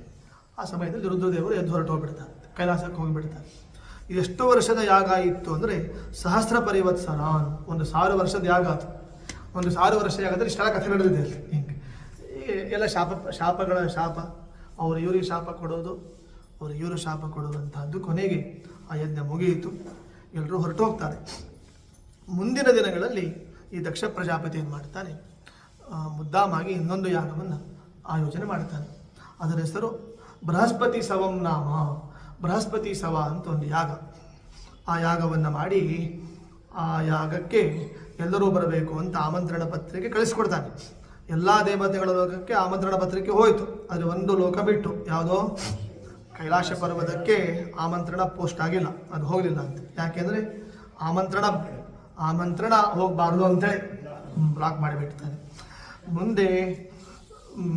ಮುಂದೇನಾಯಿತು, ಆ ಯಜ್ಞದ ದಿನ ಬಂದಿತ್ತು, ಸತ್ರ ಆರಂಭವಾಯಿತು. ಎಲ್ಲ ದೇವತೆಗಳು ಮತ್ತು ದೇವತಾ ಸ್ತ್ರೀಯರು, ಋಷಿ ಪತ್ನಿಯರು ಎಲ್ಲರೂ ಕೂಡ ಏನು ಮಾಡಿದರು, ಹೊರಡಬೇಕು. ತಮ್ಮ ವಿಮಾನಗಳಲ್ಲಿ ಕುಳಿತುಕೊಂಡು ಹೊರಟಿದ್ದಾರೆ. ಹೊರಟಾಗ ಅದು ಎಲ್ಲ ವಿಮಾನಗಳು ಕೈಲಾಸ ಮೇಲೆ ಹೋಗ್ತಾ ಇದ್ದವು. ಹಿಂಗೆ, ಯಾಕಂದರೆ ಅದು ವಾಯ ಹಾಗೆ ಹೋಗಬೇಕಾಗ್ತದೆ, ರೂಟ್ ಅದೇ. ಈಗ ನಾವು ಧಾರವಾಡಕ್ಕೆ ಹೋಗಬೇಕಾದ್ರೆ ಹೆಂಗೆ ಹೋಗಬೇಕು, ನವನಗರ ಮೇಲೆ ದಾಟಿ ಹೋಗಬೇಕಾಗ್ತದೆ. ಅದೇ ಪ್ರಧಾನವಾಗಿರ್ತದೆ. ಹಾಗೆ ಎಲ್ಲ ವಿಮಾನಗಳು ಕೈಲಾಸ ಮೇಲೆ ಹೋಗ್ತಾ ಇದೆ. ಹೀಗಿರುವಾಗ ದಾಕ್ಷಾಯಿಣಿ ನೋಡ್ತಾಳೆ, ಯಾಕೆ ಎಲ್ಲರೂ ಹೊರಟಿದ್ದಾರೆ, ಪಾಪ ಅವಳಿಗೆ ಗೊತ್ತಿಲ್ಲ, ಆಮಂತ್ರಣ ಇಲ್ಲ, ಗೊತ್ತಿಲ್ಲ ಅವಳಿಗೆ ಯಾಕೆ ಎಲ್ಲ ಹೊರಟಿದ್ದಾರೆ ಅಂತ. ಯಾರೋ ಒಬ್ಬಳು ತನ್ನ ಪರಮಾಪ್ತಿಗೆ ತನಗೆ ಬೇಕಾದವಳಿಗೆ ಕೇಳ್ತಾಳೆ, ಎಲ್ಲ ಹೊರಟಿದ್ದೀರಿ ನೀವು ಅಂತ. ಇಲ್ಲ, ದಕ್ಷ ಪ್ರಜಾಪತಿ ಯಜ್ಞ ಮಾಡ್ತಾ ಇದ್ದಾನೆ ಅಂತ ಹೇಳಿ. ಇವಳಿಗೆ ಗೊತ್ತಿಲ್ಲದೆ ಇದ್ದರೂ ಸಾವರಿಸಿಕೊಂಡು, ನಾನು ಈಗ ಬರ್ತೇನೆ ಅಂತ ಹೇಳಿಬಿಟ್ಟು, ಆಮಂತ್ರಣ ಇಲ್ಲದೆ ಇದ್ದರೂ ಅಪ್ಪನಿಂದ ಅಮ್ಮನಿಂದ ಆಮಂತ್ರಣ ಇಲ್ಲದೆ ಇದ್ದರೂ ಅವಳು ಏನು ಮಾಡ್ತಾಳೆ, ತವರು ಮನೆಯ ಸಂಗತಿಗಳು ಏನಾಗಿರಬೇಕು, ಗೌಪ್ಯವಾಗಿರಬೇಕು ಅನ್ನೋದನ್ನು ನಿಭಾಯಿಸ್ತಾಳೆ. ನಿಭಾಯಿಸುವ ಕಲೆ ಇರಬೇಕು. ಅದಕ್ಕೆ ಗೃಹಿಣಿ ಗ್ರಹ ಮುಚ್ಚತೆ. ಗೃಹಿಣಿಯನ್ನು ಗ್ರಹ ಅಂತ ಯಾಕೆ ಕರೀತಾರೆ ಅಂತಂದರೆ ನಿಭಾಯಿಸಬೇಕಾಗ್ತದಂತೆ. ನಿಭಾಯಿಸ್ತಾಳೆ ಪಾಪ ಅವಳು ದಾಕ್ಷಾಯಿಣಿ ಸತಿ. ಹೀಗೆ ಏನು ಮಾಡ್ಲಿಕ್ಕೆ ಆಗೋದಿಲ್ಲ. ಎಲ್ಲರ ಸಂಸಾರ ಮನೆಗಳಲ್ಲಿ ಸಂಸಾರ ಇರೋದೇ ಏನು ಒಂದು ಗಾದೆ ಇದೆ ನೋಡಿ, ಎಲ್ಲರ ಮನೆಗಳ ದೋಸೆಗಳು ಏನಾಗಿರ್ತದೆ, ರಂಧ್ರವಾಗಿರುತ್ತದೆ. ಎಲ್ಲಿಯಾದರೂ ಒಂದು ಮನೆಯಲ್ಲಾದರೂ ಕೂಡ ರಂಧ್ರವಿಲ್ಲದ ದೋಸೆ ತಯಾರಾಗ್ತದೆ, ಆಗುವುದಿಲ್ಲ. ಆದ್ದರಿಂದ ಸಂಸಾರ ಅಂದಮೇಲೆ ಅದು ಛಿದ್ರ ಇರ್ತದೆ, ರಂಧ್ರವಾಗಿರ್ತದೆ. ಒಮ್ಮೊಮ್ಮೆ ಅಪ್ಪ ಅಮ್ಮ ತಂದೆ ತಾಯಿಗಳು ಗ್ರೇಟ್ ಆಗಿರ್ತಾರೆ, ಮಕ್ಕಳು ಕೆಟ್ಟವರಾಗಿರ್ತಾರೆ. ಇನ್ನು ಕೆಲವೊಂದು ಕಡೆ ಮಕ್ಕಳು ಒಳ್ಳೆಯವರಾಗಿರ್ತಾರೆ, ಕೆಲವು ಪ್ರಸಂಗಗಳಲ್ಲಿ ತಂದೆ ತಾಯಿಗಳು ಏನಾಗ್ಬಿಟ್ಟಿರ್ತಾರೆ, ಕೆಟ್ಟವರಾಗಿರ್ತಾರೆ. ಈ ಕಥೆಯಲ್ಲಿ ಯಾರು ಗ್ರೇಟ್ ಆಗಿದ್ದಾರೆ? ಈ ಕಥೆಯಲ್ಲಿ ಮಕ್ಕಳು ಸತಿ ಅವಳು ಪಾಪ ತುಂಬ ಒಳ್ಳೆಯವಳಾಗಿದ್ದಾಳೆ. ದಕ್ಷ ಪ್ರಜಾಪತಿ ಮತ್ತು ಅವರ ಪತ್ನಿ ಯಾರು ಪ್ರಸೂತಿ, ಅವಳ ಪಾಲಿಗೆ ಅಪ್ಪ ಅಮ್ಮ ಇದ್ರೂ ಇಲ್ಲದೇ ಇದ್ದಂತೆ ಆಗಿದೆ. ಭಾಗವತ ಎಲ್ಲ ಸಂದೇಶ ಕೊಟ್ಟಿದೆ. ಮಕ್ಕಳ ಬಗ್ಗೆ ವಿರೋಧ ಮಾಡೋದು ಹೇಳಿದೆ, ತಂದೆ ತಾಯಿಗಳ ಬಗ್ಗೆ ವಿರೋಧ ಮಾಡೋದು ಹೇಳಿದೆ. ಸಂಸಾರ ಅಂದಮೇಲೆ ಪ್ರತಿಯೊಂದು ಸಂಗತಿಗಳು ಇರ್ತದೆ ಅಂತ ಅನ್ನೋದನ್ನು ಭಾಗವತ ತಿಳಿಸ್ತದೆ. ಅದನ್ನು ನಿಭಾಯಿಸೋದು ನಮಗೆ ಗೊತ್ತಿರಬೇಕು. ಅದಕ್ಕೆ ಭಾಗವತ ಬಂದಿತ್ತು. ಅದಕ್ಕೆ ಏನಾದರೂ ಮನೆಯಲ್ಲಿ ಇಂಥ ಸಮಸ್ಯೆಗಳು ಇದ್ದರೆ ಅದಕ್ಕೇನು ಮಾಡಬೇಕು, ಒಂದು ನಿಮಗೆ ಹೇಳಿರ್ತೇನೆ, ಏನು ಮಾಡಬೇಕು, ಇಂಥ ಸಮಸ್ಯೆಗಳು ಬಂದರೆ, ಇಂಥ ಪ್ರಸಂಗಗಳು ಬಂದರೆ ಎಲ್ಲಿಯಾದರೂ ಭಾಗವತ ನಡೀತಾ ಇದ್ದರೆ ಅಲ್ಲಿ ಹೋಗ್ಬಿಡ್ಬೇಕು, ಅಥವಾ ಭಾಗವತ ಆಯೋಜನೆ ಮಾಡಬೇಕು.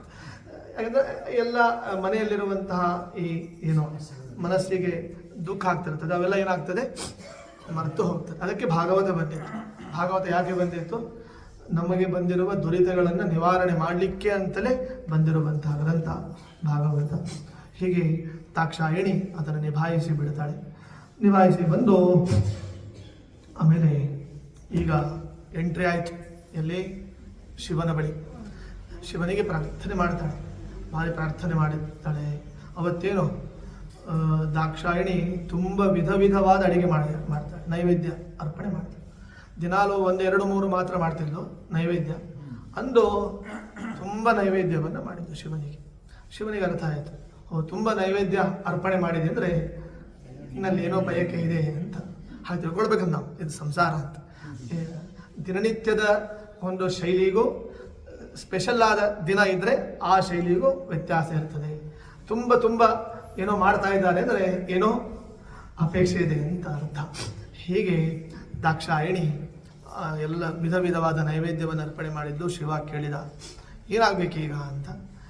ಮತ್ತೇನಿಲ್ಲ, ಎಲ್ಲ ವಿಮಾನಗಳು ಹೊರಟಿವೆ, ಶಬ್ದ ಕೇಳ್ತಾ ಇದೆ, ಅಪ್ಪನ ಮನೆಗೆ ಹೋಗಬೇಕು. ನಾನು ಬ್ಯಾಗ್ ರೆಡಿ ಮಾಡಿದ್ದೇನೆ, ನಿಮ್ಮದು ಸುಟ್ಕೇಸ್ ರೆಡಿ ಮಾಡಿದ್ದೇನೆ, ಇಬ್ಬರು ಒಟ್ಟಿಗೆ ನಾವು ಎಲ್ಲಿಗೆ ಹೋಗಬೇಕೀಗ, ಅಪ್ಪನ ಮನೆಗೆ ಹೋಗಬೇಕು ಅಂತ ಹೇಳಿದ್ದು ದಾಕ್ಷಾಯಿಣಿ. ಅದಕ್ಕೆ ಶಿವನ ಆಮಂತ್ರಣ ಪತ್ರಿಕೆ ಬಂದಿದೆ ಅಂತ ಕೇಳಿದ, ಬಂದಿಲ್ಲ ಅಂತ. ಮತ್ತು ಆಮಂತ್ರಣ ಎಲ್ಲಿ ಇರೋದಿಲ್ಲ ಅಲ್ಲಿ ಹೋಗಬಾರ್ದು. ತತ್ರಾಪಿ ಬಂಧುಗಳ ಮನೆಗೆ ಆಗುವಾಗ ಅಲ್ಲಿಯಂತೂ ಆಮಂತ್ರಣ ಇಲ್ಲದೆ ಇದ್ದರೆ ಏನು ಮಾಡಬಾರ್ದು, ಹೋಗಲೇಬಾರ್ದು ಅಂತ ಶಿವ ಹೇಳಿದ. ಅದಕ್ಕೆ ಇವಳು ಹೇಳಿದ್ದು, ಇಲ್ಲ ಹೌದು ನಿಜ, ಆಮಂತ್ರಣ ಇಲ್ಲದೆ ಇದ್ದವರ ಮನೆಗೆ ಹೋಗಬಾರ್ದು ಅಂತ ಇದೆ. ಆದರೆ ನೀವೇ ಅನೇಕ ಕಡೆ ಪ್ರವಚನ ಮಾಡ್ತಾ ಇರ್ತೀರಿ. ನಿಮ್ಮ ಪ್ರವಚನಗಳಲ್ಲಿ ನಾವು ಕೇಳಿದ್ದೇವೆ ಏನು ಅಂತ, ಕೆಲವರ ಮನೆಗೆ ಆಮಂತ್ರಣ ಇಲ್ಲದೇ ಇದ್ದರೂ ಕೂಡ ಹೋಗ್ಬೋದು. ಎಲ್ಲಿ ಭರ್ತು ಗುರೋಹೋ ದೇಹಕೃತಶ್ಚಕೇತನಂ, ಗುರುಗಳ ಮನೆಗೆ ಆಗುವಾಗ, ಮತ್ತು ಗುರುಗಳ ಮನೆಗೆ, ಗಂಡನ ಮನೆಗೆ. ಈಗ ಹೆಂಡತಿಗೆ ದಿನ ಆಮಂತ್ರಣ ಬೇಕನು, ಗಂಡ ಅಮ್ಮ ದಿನ ಬಾರಮ್ಮ ನೀನು ಮನೆಗೆ ಬಾ ಅಂತ ಕರಿಬೇಕು ಅವಳಿಗೆ. ಹಂಗೇನಿರೋದಿಲ್ಲ. ಅವಳ ಮನೆ ಆದ್ದರಿಂದ, ಗಂಡನ ಮನೆ ಆದ್ದರಿಂದ ಆಮಂತ್ರಣ ಇಲ್ಲದೆ ಬರಬೇಕಾಗ್ತದೆ. ಶಿಷ್ಯನಿಗಾಗುವಾಗ ಗುರುವಿನ ಮನೆಗೆ ನಿಮಂತ್ರಣ ಇಲ್ಲಬೇಕಾಗಿಲ್ಲ. ಹೀಗೆ ಕೆಲವರ ಮನೆಗಳಿಗೆ ಹೋಗುವಾಗ ಆಮಂತ್ರಣ ಬೇಕಾಗಿರುವುದಿಲ್ಲ. ಅದನ್ನು ನೀವೇ ಹೇಳಿದ್ದರಿಂದ, ಮಾವ ಅನ್ನೋದು ಗುರುಸ್ಥಾನ ಆದ್ದರಿಂದ, ನನ್ನ ತಂದೆ ಅಂದರೆ ನಿಮಗೂ ಕೂಡ ಅಪ್ಪನ ಸಮಾನ ಆದ್ದರಿಂದ, ಗುರುಸ್ಥಾನ ಆದ್ದರಿಂದ ಆಮಂತ್ರಣ ಇಲ್ಲದೆ ಇದ್ರೂ ಪರವಾಗಿಲ್ಲ, ನಮ್ಮ ಅಪ್ಪ ಒಳ್ಳೆಯವನಿದ್ದಾನೆ, ಹೋಗೋಣ ಅಂತ, ಇಬ್ಬರು ಸೇರಿ ಹೋಗೋಣ ಅಂತ ದಾಕ್ಷಾಯಿಣಿ ಹೇಳ್ತಾಳೆ. ಅದಕ್ಕೆ ಶಿವ ಹೇಳ್ತಾನೆ, ಅಮ್ಮ ಬೇಡಮ್ಮ, ದಯವಿಟ್ಟು ಬೇರೆ ಕಡೆ ಹೋಗೋಣ ಬೇಕಾದ್ರೆ ಇವತ್ತೊಂದು ದಿವಸ. ನಿನ್ನ ಎಲ್ಲಿ ಹೇಳ್ತಿ ಹೇಳು, ಇಡೀ ಇಂಡಿಯಾ ತುಂಬ ಅಲ್ಲ, ಇಡೀ ನಮ್ಮ 14 ಲೋಕಗಳ ತುಂಬ ಯಾವ್ದು ಬೇಕಾದ ಲೋಕ ಹೇಳು, ನಾನು ನಂದೀಶ್ವರನಿಗೆ ಹೇಳ್ತೇನೆ, ಅವನೇನು ಮಾಡ್ತಾನೆ ಅರೇಂಜ್ ಮಾಡ್ತಾನೆ, ಇಬ್ಬರು ಒಟ್ಟಿಗೆ ಸೇರಿ ಹೋಗೋಣ ಅಂತ. ಆದರೆ ದಯವಿಟ್ಟು ನಿಮ್ಮ ಅಪ್ಪನ ಮನೆಗೆ ಮಾತ್ರ ಹೋಗಬೇಡ ಅಂತ ಹೇಳ್ತಾನೆ. ಅಪ್ಪನ ಮನೆಗೆ ಹೋದರೆ ಭಾಳ ಡೇಂಜರ್ ಇದೆ, ಈಗ ಡೇಂಜರ್ ಝೋನಲ್ಲಿದ್ದಾನ ಅವನು ನಿಮ್ಮಪ್ಪ, ಹಾಗಾಗಿ ಬೇಡ ಅಂತ ಶಿವ ಹೇಳ್ತಾನೆ. ಇವಳು ಕೇಳೋದೇ ಇಲ್ಲ, ಅದು ತವ್ರ ಮನೆ ತುಂಬ ವರ್ಷ ಆಯಿತು, ಲಗ್ನ ಆಗಿ ಭಾಳ ದಿವಸ ಆಯಿತು, ಮೊದಲಿಗೆ ಬಾಲ್ಯ ಮಾಡ್ಕೊಂಡಿರಿ ನೀವು ನನ್ನನ್ನು, ಭಾಳ ದಿನ ಆದದ್ದರಿಂದ ನಮ್ಮ ಅಕ್ಕಂದರು ಬಂದಿರ್ತಾರೆ. ಎಷ್ಟು ಮಂದಿ ಅಕ್ಕಂದ್ರು ಇವಳಿಗೆ ದಾಕ್ಷಾಯಿಣಿಗೆ? ಎಷ್ಟು ಮಂದಿ? 8 ಮಂದಿ, 9 ಮಂದಿ ಅಲ್ಲ, 8 ಮಂದಿ ಅಕ್ಕಂದ್ರು ಬಂದಿರ್ತಾರೆ. ಅಮ್ಮ ಇದ್ದಾಳೆ, ಪ್ರಸೂತಿ ಇದ್ದಾಳೆ. ತುಂಬ ವರ್ಷ ಆಯಿತು, ಅಕ್ಕಂದ್ರು ನೋಡಿಲ್ಲ, ಯೋಗಕ್ಷೇಮ ವಿಚಾರ ಮಾಡಿಲ್ಲ. ಅಮ್ಮನ ಬಗ್ಗೆ ಕುಳಿತುಕೊಂಡು ಮುಕ್ತವಾಗಿ ಅಮ್ಮನ ಹತ್ರ ನಾನು ಮಾತಾಡಿಲ್ಲ, ತುಂಬ ದಿನಗಳಾಯಿತು. ಇಲ್ಲೇ ಕೈಲಾಸಕ್ಕೆ ಬಂದು ಎಷ್ಟೋ ವರ್ಷ ಆಗಿ ಕೈಲಾಸವಾಸಿ ಆಗಿಬಿಟ್ಟಿದ್ದೇನೆ, ಹಾಗಾಗಿ ಅಲ್ಲಿ ಹೋದರೆ ಭೇಟಿ ಆಗ್ತದೆ ಅಂತ ಇವಳು. ಆದರೆ ಶಿವ ಹೇಳ್ತಾನೆ, ಇಲ್ಲಮ್ಮ ಹಾಗೆಲ್ಲ ಬೇಡ, ಅಪ್ಪನ ಮನೆಗೆ ಹೋಗೋದು ಬೇಡ. ಯಾಕೆಂದರೆ ಅಲ್ಲಿ ಹೋಗಿಬಿಟ್ರೆ ಏನಾಗ್ತದೆ ಗೊತ್ತೇನು? ಅವನು ಹೇಳ್ತಾನೆ, ಅಲ್ಲಿ ಹೋಗಿಬಿಟ್ರೆ ನೈತಾದೃಶಾನಾಂ ಸ್ವಜನವ್ಯಪೇಕ್ಷೆಯ ಗೃಹಾನ್ ಪ್ರತೀಯಾತ್ ಅನವಸ್ಥಿತಾತ್ಮನಾಂ ಏಭ್ಯಾಗತಾನ್ ಚಕ್ರದಿಯಾಭಿಚಕ್ಷತೆ ಆರೋಪಿತ ಭ್ರೂಭಿ ಅಮರ್ಷಣಾಕ್ಷಿಭಿಃ ತ್ವಯೋದಿತಂ ಶೋಭನಮೇವ ಶೋಭನೆ ಅನಾಹುತಾ ಅಪ್ಯಭಿಯಂತಿ ಬಂಧುಷು ತೇ ಯದ್ಯನುತ್ಪಾದಿತ ದೋಷದೃಷ್ಟಯೋ ಬಲೀಯಸಾನಾತ್ಮ್ಯಮದೇನ ಮನ್ಯುನಾ. ನೀನು ಹೇಳಿದ ಹಾಗೆ ಬಂಧುಗಳ ಮನೆಗೆ, ಕೆಲವು ಬಂಧುಗಳ ಮನೆಗೆ ಆಹ್ವಾನ ಇಲ್ಲದೆ ಇದ್ದರೂ, ಆಮಂತ್ರಣ ಇಲ್ಲದೆ ಇದ್ದರೂ ಹೋಗಬಹುದು. ಆದರೆ ಅಲ್ಲಿ ವಿದ್ಯಾ ತಪೋ ವಿತ್ತ ವಪುಃ ವಯಃ ಕುಲೈಃ ಸತಾಂ ಗುಣೈಃ ಷಡ್ಭಿಃ ಅಸತ್ತಮೇತರೈಃ. ವಿದ್ಯಾ, ತಪಸ್ಸು, ದಾರ್ಢ್ಯ, ಶರೀರ, ಯೌವನ ಮತ್ತು ಇವೆಲ್ಲ ಕುಲಗಳು. ಈ ಎಲ್ಲ 6 ಗುಣಗಳೇನಿವೆ, ಸಾತ್ವಿಕರಲ್ಲಿದ್ದರೆ ಅವು ಶೋಭಿಸ್ತವೆ. ಆದರೆ ಈ ಗುಣಗಳು ಅಕಸ್ಮಾತ್ ಗರ್ವ ಇದ್ದವರಲ್ಲಿದ್ದರೆ ಏನಾಗೋದಿಲ್ಲ, ಅದು ಶೋಭಿಸೋದಿಲ್ಲ. ಈಗ ಸ್ಥಿತಿ ಏನಾಗಿದೆ, ನಿಮ್ಮ ಅಪ್ಪನ ಸ್ಥಿತಿ ಹಾಗಾಗಿದೆ. ಈ 6 ಗುಣಗಳು ಏನಾಗ್ತಾ ಇಲ್ಲ, ನಿಮ್ಮ ಅಪ್ಪನ ಕಡೆ ಅವು ಶೋಭಿಸ್ತಾ ಇಲ್ಲ. ಇದರ ಪರಿಣಾಮ ಏನು, ಇದರ ವಿಪರಿಣಾಮ ಏನು ಅಂದರೆ ಏಭ್ಯಾಗತಾನ್ ಚಕ್ರಧಿಯಾಭಿಚಕ್ಷತೆ ಆರೋಪಿತ ಭ್ರೂಭಿ ಅಮರ್ಷಣಾಕ್ಷಿಭಿಃ. ಆಮಂತ್ರಣ ಇಲ್ಲದೆ ಇವ್ರು ಹೇಗೆ ಬಂದರು, ನಾವು ಆಮಂತ್ರಣ ಕೊಟ್ಟಿಲ್ಲ, ಹೇಗೆ ಬಂದರು ಅಂಥೇಳಿ ಏನು ಮಾಡ್ತಾರೆ, ಭ್ರೂ ಅಲ್ಲಿ ಹೇಳಿದ್ದಾರೆ ನೋಡಿ, ಭ್ರೂಭಿ ಅಮರ್ಷಣಾಕ್ಷಿಭಿಃ. ಚುಚ್ಚು ಮಾತುಗಳನ್ನಾಡುವುದು, ಹುಬ್ಬನ್ನು ಹುಬ್ಬು ಗಂಟು ಹಾಕ್ಕೊಳ್ಳೋದು. ಅವ್ರು ಬಂದ ತಕ್ಷಣ ಈ ಕಡೆ ಮುಖ ಮಾಡಿದ್ದನ್ನು ಅವ್ರ ಕಡೆ ನೋಡದೆ ಮತ್ತೊಂದು ಕಡೆ ಮುಖ ಮಾಡೋದು. ನಮಸ್ಕಾರ ಮಾಡಿದ ತಕ್ಷಣ ಅವ್ರ ಕಡೆ ಆಶೀರ್ವಾದ ಮಾಡದೆ ಈ ಕಡೆ ತಿರುಗಿಬಿಡೋದು. ಇವೆಲ್ಲ ದುರ್ಗುಣಗಳು ಅಂತ ಶಿವ ಹೇಳ್ತಾನೆ. ಹಂಗೆ ಇರ್ತಾರೆ ಕೆಲವರು, ಹಂಗಿದ್ದಾರೆ. ದೊಡ್ಡವರು ಇರ್ತಾರೆ, ನಮಸ್ಕಾರ ಮಾಡ್ತೇವೆ, ಹಾರೋಗ್ಬಿಡ್ತಾರೆ. ನಮಸ್ಕಾರ ಮಾಡಿಸ್ಕೊಳ್ಳದೆ ಆ ಕಡೆ ಮುಖ ಮಾಡಿ ಹೋಗಿಬಿಡ್ತಾರೆ. ಅಂಥ ಅನುಭವಗಳು ಸಾಕಷ್ಟು ಆಗಿರ್ತಾವೆ ಜೀವನದಲ್ಲಿ. ಶಿವಾದನೆ ಹೇಳ್ತಾನೆ, ಯಾರಾದರೂ ಅಕಸ್ಮಾತ್ ಒಮ್ಮೆ ನೀವು ಮಾಡಿ, ಒಳ್ಳೆಯವರು ದೊಡ್ಡವರಿದ್ದಾರೆ ಅಂತ ಇದ್ದಾಗ ನೀವು ನಮಸ್ಕಾರ ಮಾಡಿದಾಗ ಅವರು ಸ್ಪಂದನೆ ಮಾಡಿದರೆ ನೀವು ನೆಕ್ಸ್ಟ್ ಟೈಮ್ ಮಾಡಿ. ಅಕಸ್ಮಾತ್ ಅವರೇನಾದರೂ ಮತ್ತೆ ಇದನ್ನೇ ಪುನರಾವರ್ತನೆ ಮಾಡಿದರೆ ಜನ್ಮದಲ್ಲಿ ಇನ್ನೊಮ್ಮೆ ಮಾಡಲಿಕ್ಕೆ ಹೋಗಬೇಡಿ ಅಂತ ಹೇಳ್ತಾನೆ ಶಿವ. ಯಾಕೆಂದರೆ ನಮಸ್ಕಾರ ಮಾಡಿದಾಗ ಆಶೀರ್ವಾದ ಮಾಡೋದು ಕೂಡ ಅವರದ್ದು ಕರ್ತವ್ಯ ಮಾಡಬೇಕು.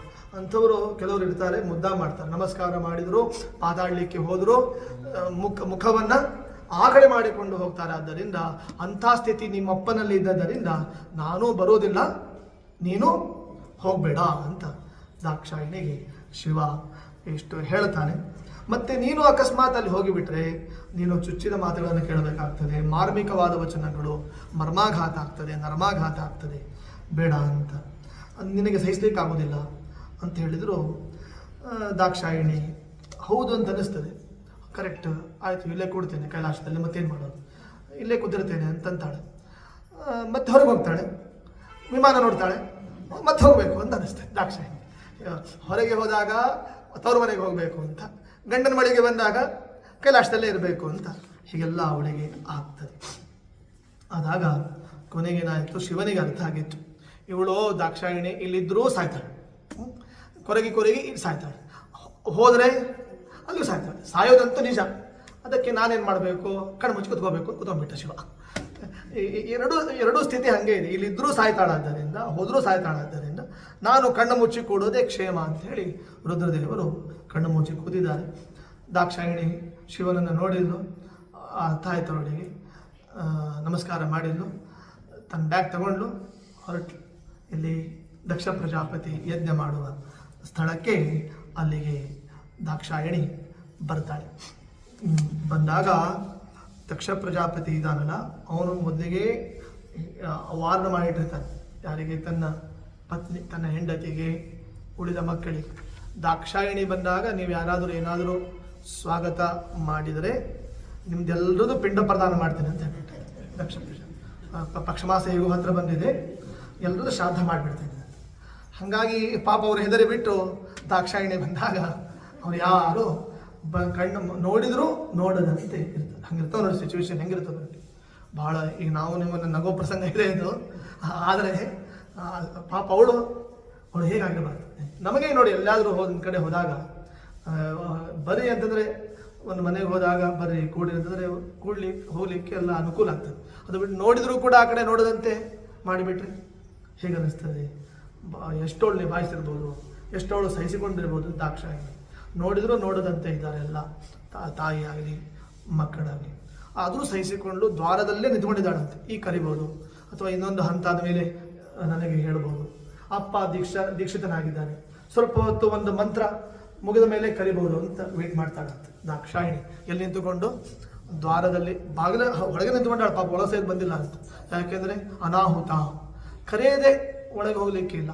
ಅಲ್ಲಿ ಇಲ್ಲೊಂದು ಕಥೆ ಇದೆ, ಯಮಧರ್ಮರಾಜನ ಒಳಗೆ ಹೋಗಲಿಲ್ಲ ಅವನು. ಯಾರು? ನಚಿಕೇತ ಒಳಗೆ ಹೋಗಿಲ್ಲ. ಯಾಕೆ? ಒಳಗಲ್ಲಿ ಬೇಕು ಬನ್ನಿ ಅಂತ ಹೇಳಬೇಕು. ಮತ್ತು ಇನ್ನೊಂದು ಸೂಕ್ಷ್ಮ ಇದೆ, ಅಲ್ಲಿ ಯಮಧರ್ಮ ಮನೆಯಲ್ಲಿ ಇಲ್ಲ, ಶ್ಯಾಮಲಾ ಒಬ್ಬಳೇ ಇದ್ದಾಳೆ.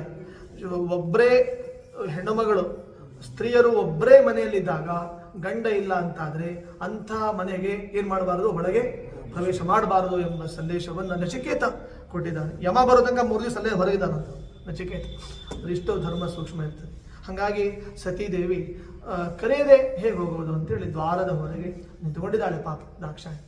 ಅಪ್ಪ ಯಜ್ಞದೀಕ್ಷಿತರಾಗಿದ್ದಾರೆ, 8 ಮಂದಿ ಅಕ್ಕಂದರಿದ್ದಾರೆ, ನೋಡಿದ್ರು ನೋಡದಂತೆ ಅವರು ಮಾಡ್ತಾ ಇದ್ದಾರೆ. ತಾಯಿ ಇದ್ದಾಳೆ, ಕರುಳು ಬಳ್ಳಿ, ಮಾತೃತ್ವ ಉತ್ಕರ್ಷ ಆಗ್ತಾ ಇದೆ. ಏನು ಮಾಡೋದು? ಗಂಡ ಆದವನು ಅವನು ಬಿ ಪಿ ರೈಸ್ ಆಗ್ತದೆ ಅವನಿಗೆ, ಹಾಗಾಗಿ ಕೋಪ ಬರ್ತದೆ. ಹಾಗಾಗಿ ಗಂಡನ ಸಲುವಾಗಿ ಅವಳು ಏನಾಗಿದ್ದಾಳೆ, ಸಹಿಸಿಕೊಂಡಿದ್ದಾಳೆ. ಇಂತಹ ಸ್ಥಿತಿ ಅದು ಎಷ್ಟು ಕಷ್ಟದಾಯಕವಾದದ್ದು. ಪ್ರಾಯ ಅನೇಕರಿಗೂ ಅನುಭವ ಬಂದಿರುತ್ತದೆ, ಇಂತಹ ಸ್ಥಿತಿ ಅನುಭವಕ್ಕೆ ಬಂದಿರುತ್ತದೆ. ದಾಕ್ಷಾಯಿಣಿ ಕಣ್ಣುಮುಚ್ಚಿ ಇದ್ದಾಳೆ, ಕರಿಬಹುದು ಅಂತೇಳಿ. ಅವಾಗೇನಾಗ್ತದೆ, ಈ ಅನೇಕ ದೇವತೆಗಳನ್ನ ಸ್ತೋತ್ರ ಮಾಡಿ ಮಂತ್ರ ಮಾಡಿ ಆಹುತಿ ಹಾಕೋದಿರ್ತದೆ. ಕೊನೆಗೆ ಏನೋ ತತ್ಪುರುಷಾಯ ವಿದ್ಮಹೇ ಶುರು ಆಗ್ತದೆ. ಅದು ಮಂತ್ರ ಬರಬೇಕಿ.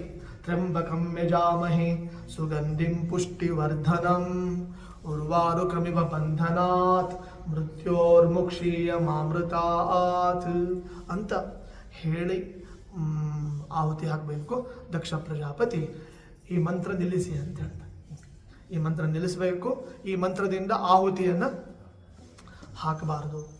ಯಾಕೆಂದರೆ ಶಿವನಿಗೆ ಇಲ್ಲಿ ಸ್ಥಾನ ಇಲ್ಲ ಅಂತ ದಕ್ಷ ಪ್ರಜಾಪತಿ ಆ ಪುರೋಹಿತರಿಗೇನೆ ಏನು ಮಾಡಿಬಿಡ್ತಾರೆ, ನೀವು ಅಕಸ್ಮಾತ್ ರುದ್ರನಿಗೆ ಭಾಗ ಹಾಕಿಬಿಟ್ರೆ ನಿಮಗೇನು ಮಾಡ್ತೇನೆ, ಬಹಿಷ್ಕಾರ ಹಾಕ್ತೇನೆ ಅಂತ ಹೇಳ್ತಾರೆ ಪ್ರಜಾಪತಿ ಮತವನ್ನು. ಆವಾಗೆಲ್ಲ ಬಹಿಷ್ಕಾರಕ್ಕೆ ಭಾರಿ ಪವರ್ಫುಲ್ ಬಹಿಷ್ಕಾರ.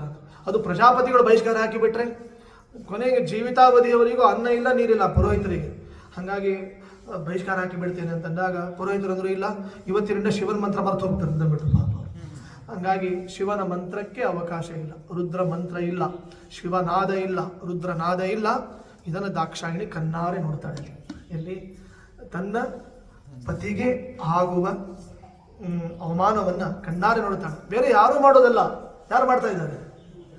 ತನ್ನ ತಂದೆನೇ ಕೂತ್ಕೊಂಡು ತನ್ನ ಗಂಡನ ಬಗ್ಗೆ ನಿಂದನೆ ಮಾಡ್ತಾ ಇದ್ದಾನೆ, ಅವಮಾನ ಮಾಡ್ತಾ ಇದ್ದಾನೆ. ಅದು ಎಂಥವರ ಮುಂದೆ? ಮಹಾ ಘಟಾನುಘಟಿಗಳ ಮುಂದೆ, VIP ಗಳ ಮುಂದೆ, VVIPಗಳ ಮುಂದೆ ಅವಮಾನ ಮಾಡ್ತಾ ಇದ್ದಾನೆ. ಯಾರಿಗೆ ಸಹಿಸ್ಲಿಕ್ಕೆ ಆಗ್ತದೆ? ದಾಕ್ಷಾಯಿಣಿ ಏನು ಮಾಡ್ತಾಳೆ? ಕರ್ಣೌ ಪಿಧಾಯ ನಿರಯಾದ್ಯದ ಕಲ್ಪಯೀಶೇ ಧರ್ಮಾ ವಿತರಿಯ ಸೃಣಿಭಿಃ ನೃಭಿರಸ್ಯ ಮಾನೇ ಚಿಂದ್ಯಾತ್ ಪ್ರಸಹ್ಯ ಋಷತೀಂ ಅಸತೀಂ ಪ್ರಭುಶ್ಚೇತ್ ಜಿಹ್ವಾಮಸೂನಪಿ ತತೋ ವಿಸೃಜೇತ್ ಸ ಧರ್ಮಃ. ಅವಳಿಗೆ ಅಳು ಬರ್ತದಂತೆ, ದಾಕ್ಷಾಯಣಿ ಕಣ್ಣೀರು ಹಾಕ್ತಾಳಂತೆ. ಕಣ್ಣೀರು ಹಾಕಿ ಇಂಥ ಪರಿಸ್ಥಿತಿ ಬಂದಾಗ ಏನು ಮಾಡಬೇಕು? ಕರ್ಣೌ ಪಿಧಾಯ ನಿರಯಾದ್ಯದ ಕಲ್ಪಯೀಶೇ ಧರ್ಮ ವಿತರ್ಯ ಸೃಣಿಭಿಃ ನೃಭಿರಸ್ಯ ಮಾನೇ ಛಿಂದ್ಯಾತ್ ಪ್ರಸಹ್ಯ ಋಷತೀಂ ಅಸತೀಂ ಪ್ರಭುಶ್ಚೇತ್ ಜಿಹ್ವಾಂ ಅಸೂನಪಿ ತತೋ ವಿಸೃಜೇತ್ ಸ ಧರ್ಮಃ.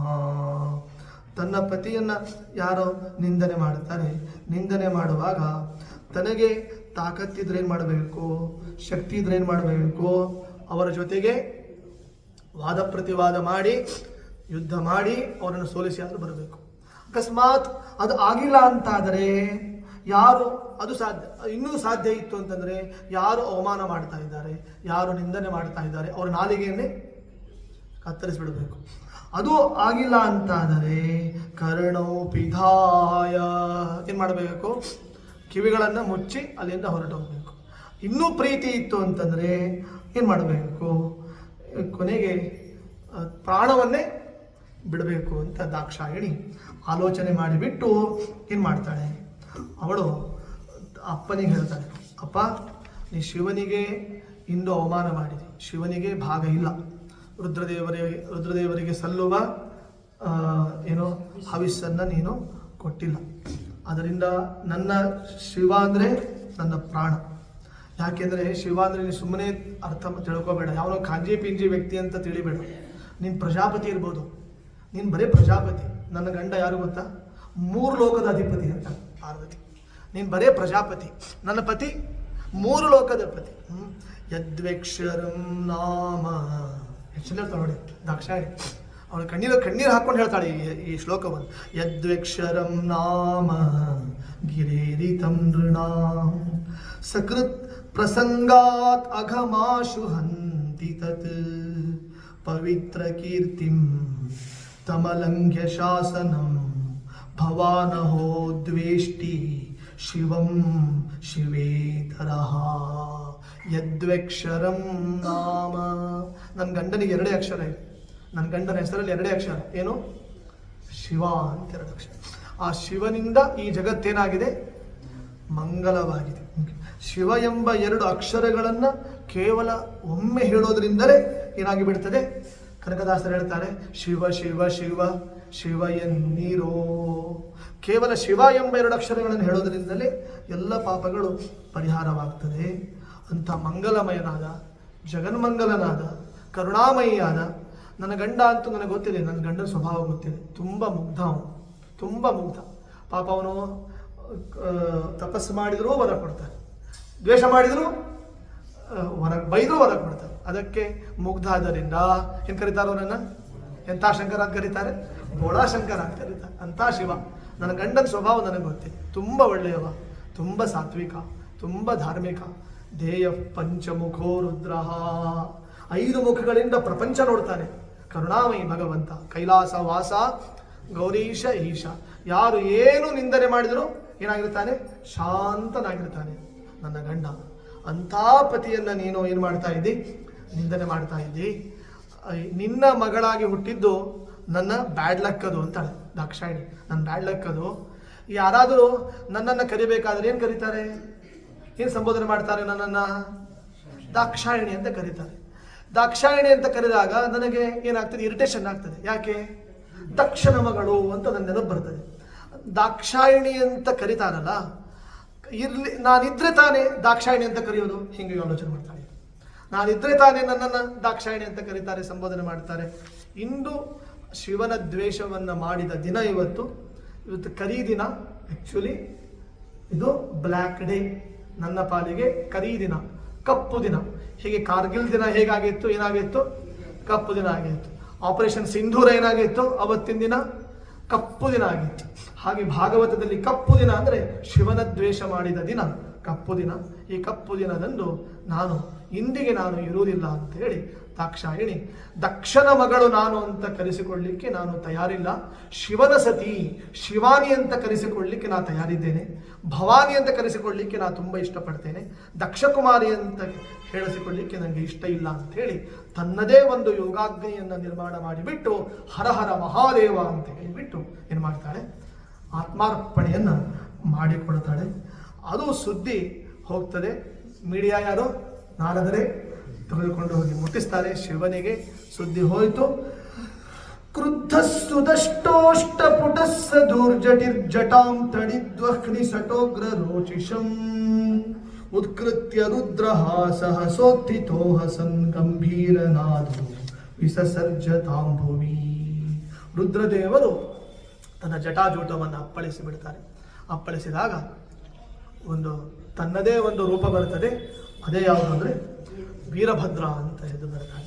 ಆ ವೀರಭದ್ರ ಬಂದು ಪ್ರೇತ ಭೂತ ಗಣಾದಿಗಳಿಂದ ಸಹಿತನಾಗಿ ಶಿವನದ್ದೇ ಒಂದು ರೂಪ ವೀರಭದ್ರ ತ್ರಿನೇತ್ರ ಅಂತ ಇಟ್ಕೊಳ್ಬೇಕಾದರೆ ಮೂರನೇ ಅದು ಇನ್ನೊಂದು ರೂಪ. ಅದು ಆ ವೀರಭದ್ರ ಬಂದು ದಕ್ಷಾಧ್ವರ ಯಜ್ಞವನ್ನು ಎಲ್ಲರೂ ಸೇರಿ ನಾಶ ಮಾಡ್ತಾರೆ. ಕೊನೆಗೆ ದಕ್ಷ ಪ್ರಜಾಪತಿಯನ್ನು ಸಂಹಾರ ಮಾಡುವಾಗ ಆ ರುಂಡವನ್ನು ಎಷ್ಟು ಬಾರಿ ತರಣ ಮಾಡಿದರೂ ಏನಾಗೋದಿಲ್ಲ, ಅದು ಸತ್ತೋಗ್ತಾ ಇಲ್ಲ, ಅವನಿಗೆ ಮರಣ ಬರ್ತಾ ಇಲ್ಲ. ಆವಾಗ ವೀರಭದ್ರ ಚಿಂತನೆ ಮಾಡ್ತಾನೆ. ಏನು ಚಿಂತನೆ ಮಾಡ್ತಾನೆ ಅಂದರೆ, ದಕ್ಷ ಪ್ರಜಾಪತಿ ಅನ್ನೋದು ಒಂದೇನಿದ್ದ ಹಾಗೆ ಬಲಿಪಶು ಇದ್ದಂತೆ. ಯಜ್ಞದಲ್ಲಿ ಬಲಿಪಶುವನ್ನು ನಾನು ಅರ್ಪಣೆ ಮಾಡ್ತಾ ಇದ್ದೇನೆ ಅಂತ ಅನುಸಂಧಾನ ಮಾಡಿದ ತಕ್ಷಣ ದಕ್ಷ ಪ್ರಜಾಪತಿ ಏನಾಗಿ ಬಿಡ್ತಾನೆ, ಅವನು ಸತ್ತು ಹೋಗ್ತಾನೆ. ಹಾಹಾಕಾರ ಆಗ್ತದೆ. ಪ್ರಜಾಪತಿ ಇಲ್ಲದ ದೇಶ ಆಗ್ತದೆ, ಅರಾಜಕತೆ ಉಂಟಾಗ್ತದೆ. ಆವಾಗ ಬ್ರಹ್ಮದೇವರ ತನಕ ಈ ಸುದ್ದಿ ಹೋಗ್ತದೆ. ಬ್ರಹ್ಮದೇವರು ಎಲ್ಲ ದೇವತೆಗಳಿಗೆ ಹೇಳ್ತಾರೆ, ಇದು ಶಿವನ ಅವಮಾನ ಮಾಡಿದ್ದರಿಂದ ಇಷ್ಟೆಲ್ಲ ಕಥೆ ಆಗಿದೆ, ನೀವು ಶಿವನಿಗೆ ಪ್ರಾರ್ಥನೆ ಮಾಡಿ, ಶಿವನ ಆರಾಧನೆ ಮಾಡಿ ಅಂತ. ಆವಾಗ ರುದ್ರದೇವರನ್ನು ವಿಶೇಷವಾಗಿ ಪ್ರಾರ್ಥನೆ ಮಾಡ್ತಾರೆ, ಶಿವಸ್ತೋತ್ರ ಮಾಡ್ತಾರೆ, ಶಿವಸ್ತುತಿಯನ್ನು ಮಾಡ್ತಾರೆ. ರುದ್ರದೇವರು ಅವರಿಗೆಲ್ಲ ವರವನ್ನು ಕೊಡ್ತಾರೆ. ಈಗ ಆಪರೇಷನ್ ಆಗಬೇಕಾಗ್ತದೆ ಯಾರಿಗೆ, ದಕ್ಷ ಪ್ರಜಾಪತಿ. ಮತ್ತೆ ಚೈತನ್ಯ ಬರಬೇಕಾಗ್ತದೆ. ಅವಾಗೇನು ಮಾಡ್ತಾರೆ, ಅದು ಶಾಪ ಏನಾಯಿತು ಫಲಿಸಿದೆ, ಈಗ ಶಾಪ ವರವಾಗ್ತದೆ. ಆ ಬಸ್ತ ಮುಖವನ್ನು ದಕ್ಷನಿಗೆ ಏನು ಮಾಡ್ತಾರೆ, ಸರ್ಜರಿ ಮಾಡಿ ಕೊಡಿಸ್ತಾರೆ. ಈ ಮೆಡಿಕಲ್ ಸೈನ್ಸಿಗೆ ಭಾಳ ಮೀರಿದ ಅಂಶ ಇದೆ. ಯಾರು ಮಾಡ್ತಾರೆ ಹೇಳಿ, ಈಗಿನ ಕಾಲಕ್ಕೆ ಇನ್ನೊಂದು ಮುಂಡಕ್ಕೆ ಇನ್ನೊಂದು ರುಂಡವನ್ನು ಹೇಗೆ ಜೋಡಿಸ್ತಾರೆ, ಆ ಬಸ್ತ ಮುಖವನ್ನು ಜೋಡಿಸ್ತಾರೆ. ದಕ್ಷ ಪ್ರಜಾಪತಿ ಏನಾಗ್ತಾನೆ, ಬಸ್ತ ಮುಖ ಅಂತ ಆಗ್ತಾನೆ. ಕೊನೆಗೆ ದಕ್ಷ ಪ್ರಜಾಪತಿ ಶಿವನನ್ನು ತಾನೇ ಪ್ರಾರ್ಥನೆ ಮಾಡ್ತಾನೆ. ನಾನು ಮಾವ ಪ್ರಜಾಪತಿ ಎನ್ನುವ ಅಹಂಕಾರದಿಂದ ಆ ರೀತಿ ಮೆರೆದೆ, ಅದು ನನಗೆ ಗೊತ್ತಿಲ್ಲ. ನಾನು ಬಂದರೂ ಕೂಡ ನೀನು ಹೇಳದೇ ಇರಲಿಕ್ಕೆ ಕಾರಣ ಏನಂದ್ರೆ ಇದು ದಾಕ್ಷಾಯಿಣಿಗೆ ಶಿವ ಹೇಳಿದ್ದ ಕಾರಣ ಏನು ಅಂದರೆ, ಅವನು ಬ್ರಹ್ಮದೇವರ ಅಂತರ್ಯಾಮಿಯಾದ ದೇವರನ್ನು ಶಿವ ದರ್ಶನ ಮಾಡ್ತಾ ಇದ್ದ, ಅದಕ್ಕೆ ಎದ್ದೇಳಿಲ್ಲ. ಇದು ನನಗೆ ತಿಳಿಯದೆ ನಾನು ಅಹಂಕಾರ ಪಟ್ಟೆ ಅಂತ ಹೇಳಿ ದಕ್ಷ ಪ್ರಜಾಪತಿ ಶಿವನಿಗೆ ವಿಶೇಷವಾಗಿ ನಮಸ್ಕಾರ ಮಾಡಿ ಪ್ರಾರ್ಥನೆಯನ್ನು ಮಾಡ್ತಾನೆ. ಹೀಗೆ ದಕ್ಷಾಧ್ವರ ಯಜ್ಞ ಅದು ಸಾಂಗವಾಗಿ ನೆರವೇರುತ್ತದೆ. ಶ್ರೀಮನ್ನಾರಾಯಣ ಬಂದು ಎಲ್ಲರಿಗೂ ವಿಶೇಷವಾಗಿ ಅನುಗ್ರಹವನ್ನು ಮಾಡ್ತಾನೆ. ಹೀಗೆ ದಕ್ಷಾಧ್ವರ ಯಜ್ಞವನ್ನು ಮತ್ತೆ ಮಾವಾಳಿಯ ಏನಾಗ್ತಾರೆ, ಮತ್ತೆ ಜೊತೆ ಆಗ್ತಾರೆ. ಆದರೆ ಇನ್ನೊಬ್ಬ ಹೊಸ ಮಾವ ಸಿಗ್ತಾನೆ. ಅದಕ್ಕೆ ನಮ್ಮ ರುದ್ರದೇವರಿಗೆ ದಕ್ಷ ಇವ ಮಾಜಿ ಮಾವ ಅಂತಾದ ದಕ್ಷ ಪ್ರಜಾಪತಿ. ಈಗ ಇನ್ನೊಬ್ಬ ಮಾವ ಪರ್ವತರಾಜ ಮಾವನಾಗಿ ಬರ್ತಾನೆ. ತನ್ನ ಮಗಳನ್ನು ಪಾರ್ವತಿಯನ್ನು ಗಿರಿಜೆಯನ್ನು ರುದ್ರದೇವರಿಗೆ ವಿವಾಹ ಮಾಡಿಕೊಡ್ತಾನೆ. ಅದೇ ಗಿರಿಜಾ ಕಲ್ಯಾಣ ಅಂತ ಪ್ರಸಿದ್ಧವಾಗ್ತದೆ. ಹೀಗೆ ಈ ಒಂದು ಕಥೆಯನ್ನು ಯಾರು ವಿಶೇಷವಾಗಿ ಶ್ರವಣ ಮಾಡ್ತಾರೆ ಅವರಿಗೆ ಸಂಬಂಧಗಳು ವೃದ್ಧಿ ಆಗ್ತದೆ. ಬಿರುಕು ಮೂಡಿದ ಸಂಬಂಧಗಳು ಏನಾಗ್ತದೆ, ಅದು ವಿಶೇಷವಾಗಿ ಪ್ರಫುಲ್ಲವಾಗ್ತದೆ ಅಂತ ಹೇಳಿ ಮತ್ತೆ ನಾಳೆ ಸೇರಿದ ಮತ್ತೆ ಚಿಂತನೆ ಮಾಡೋಣ. ಶ್ರೀಕೃಷ್ಣ.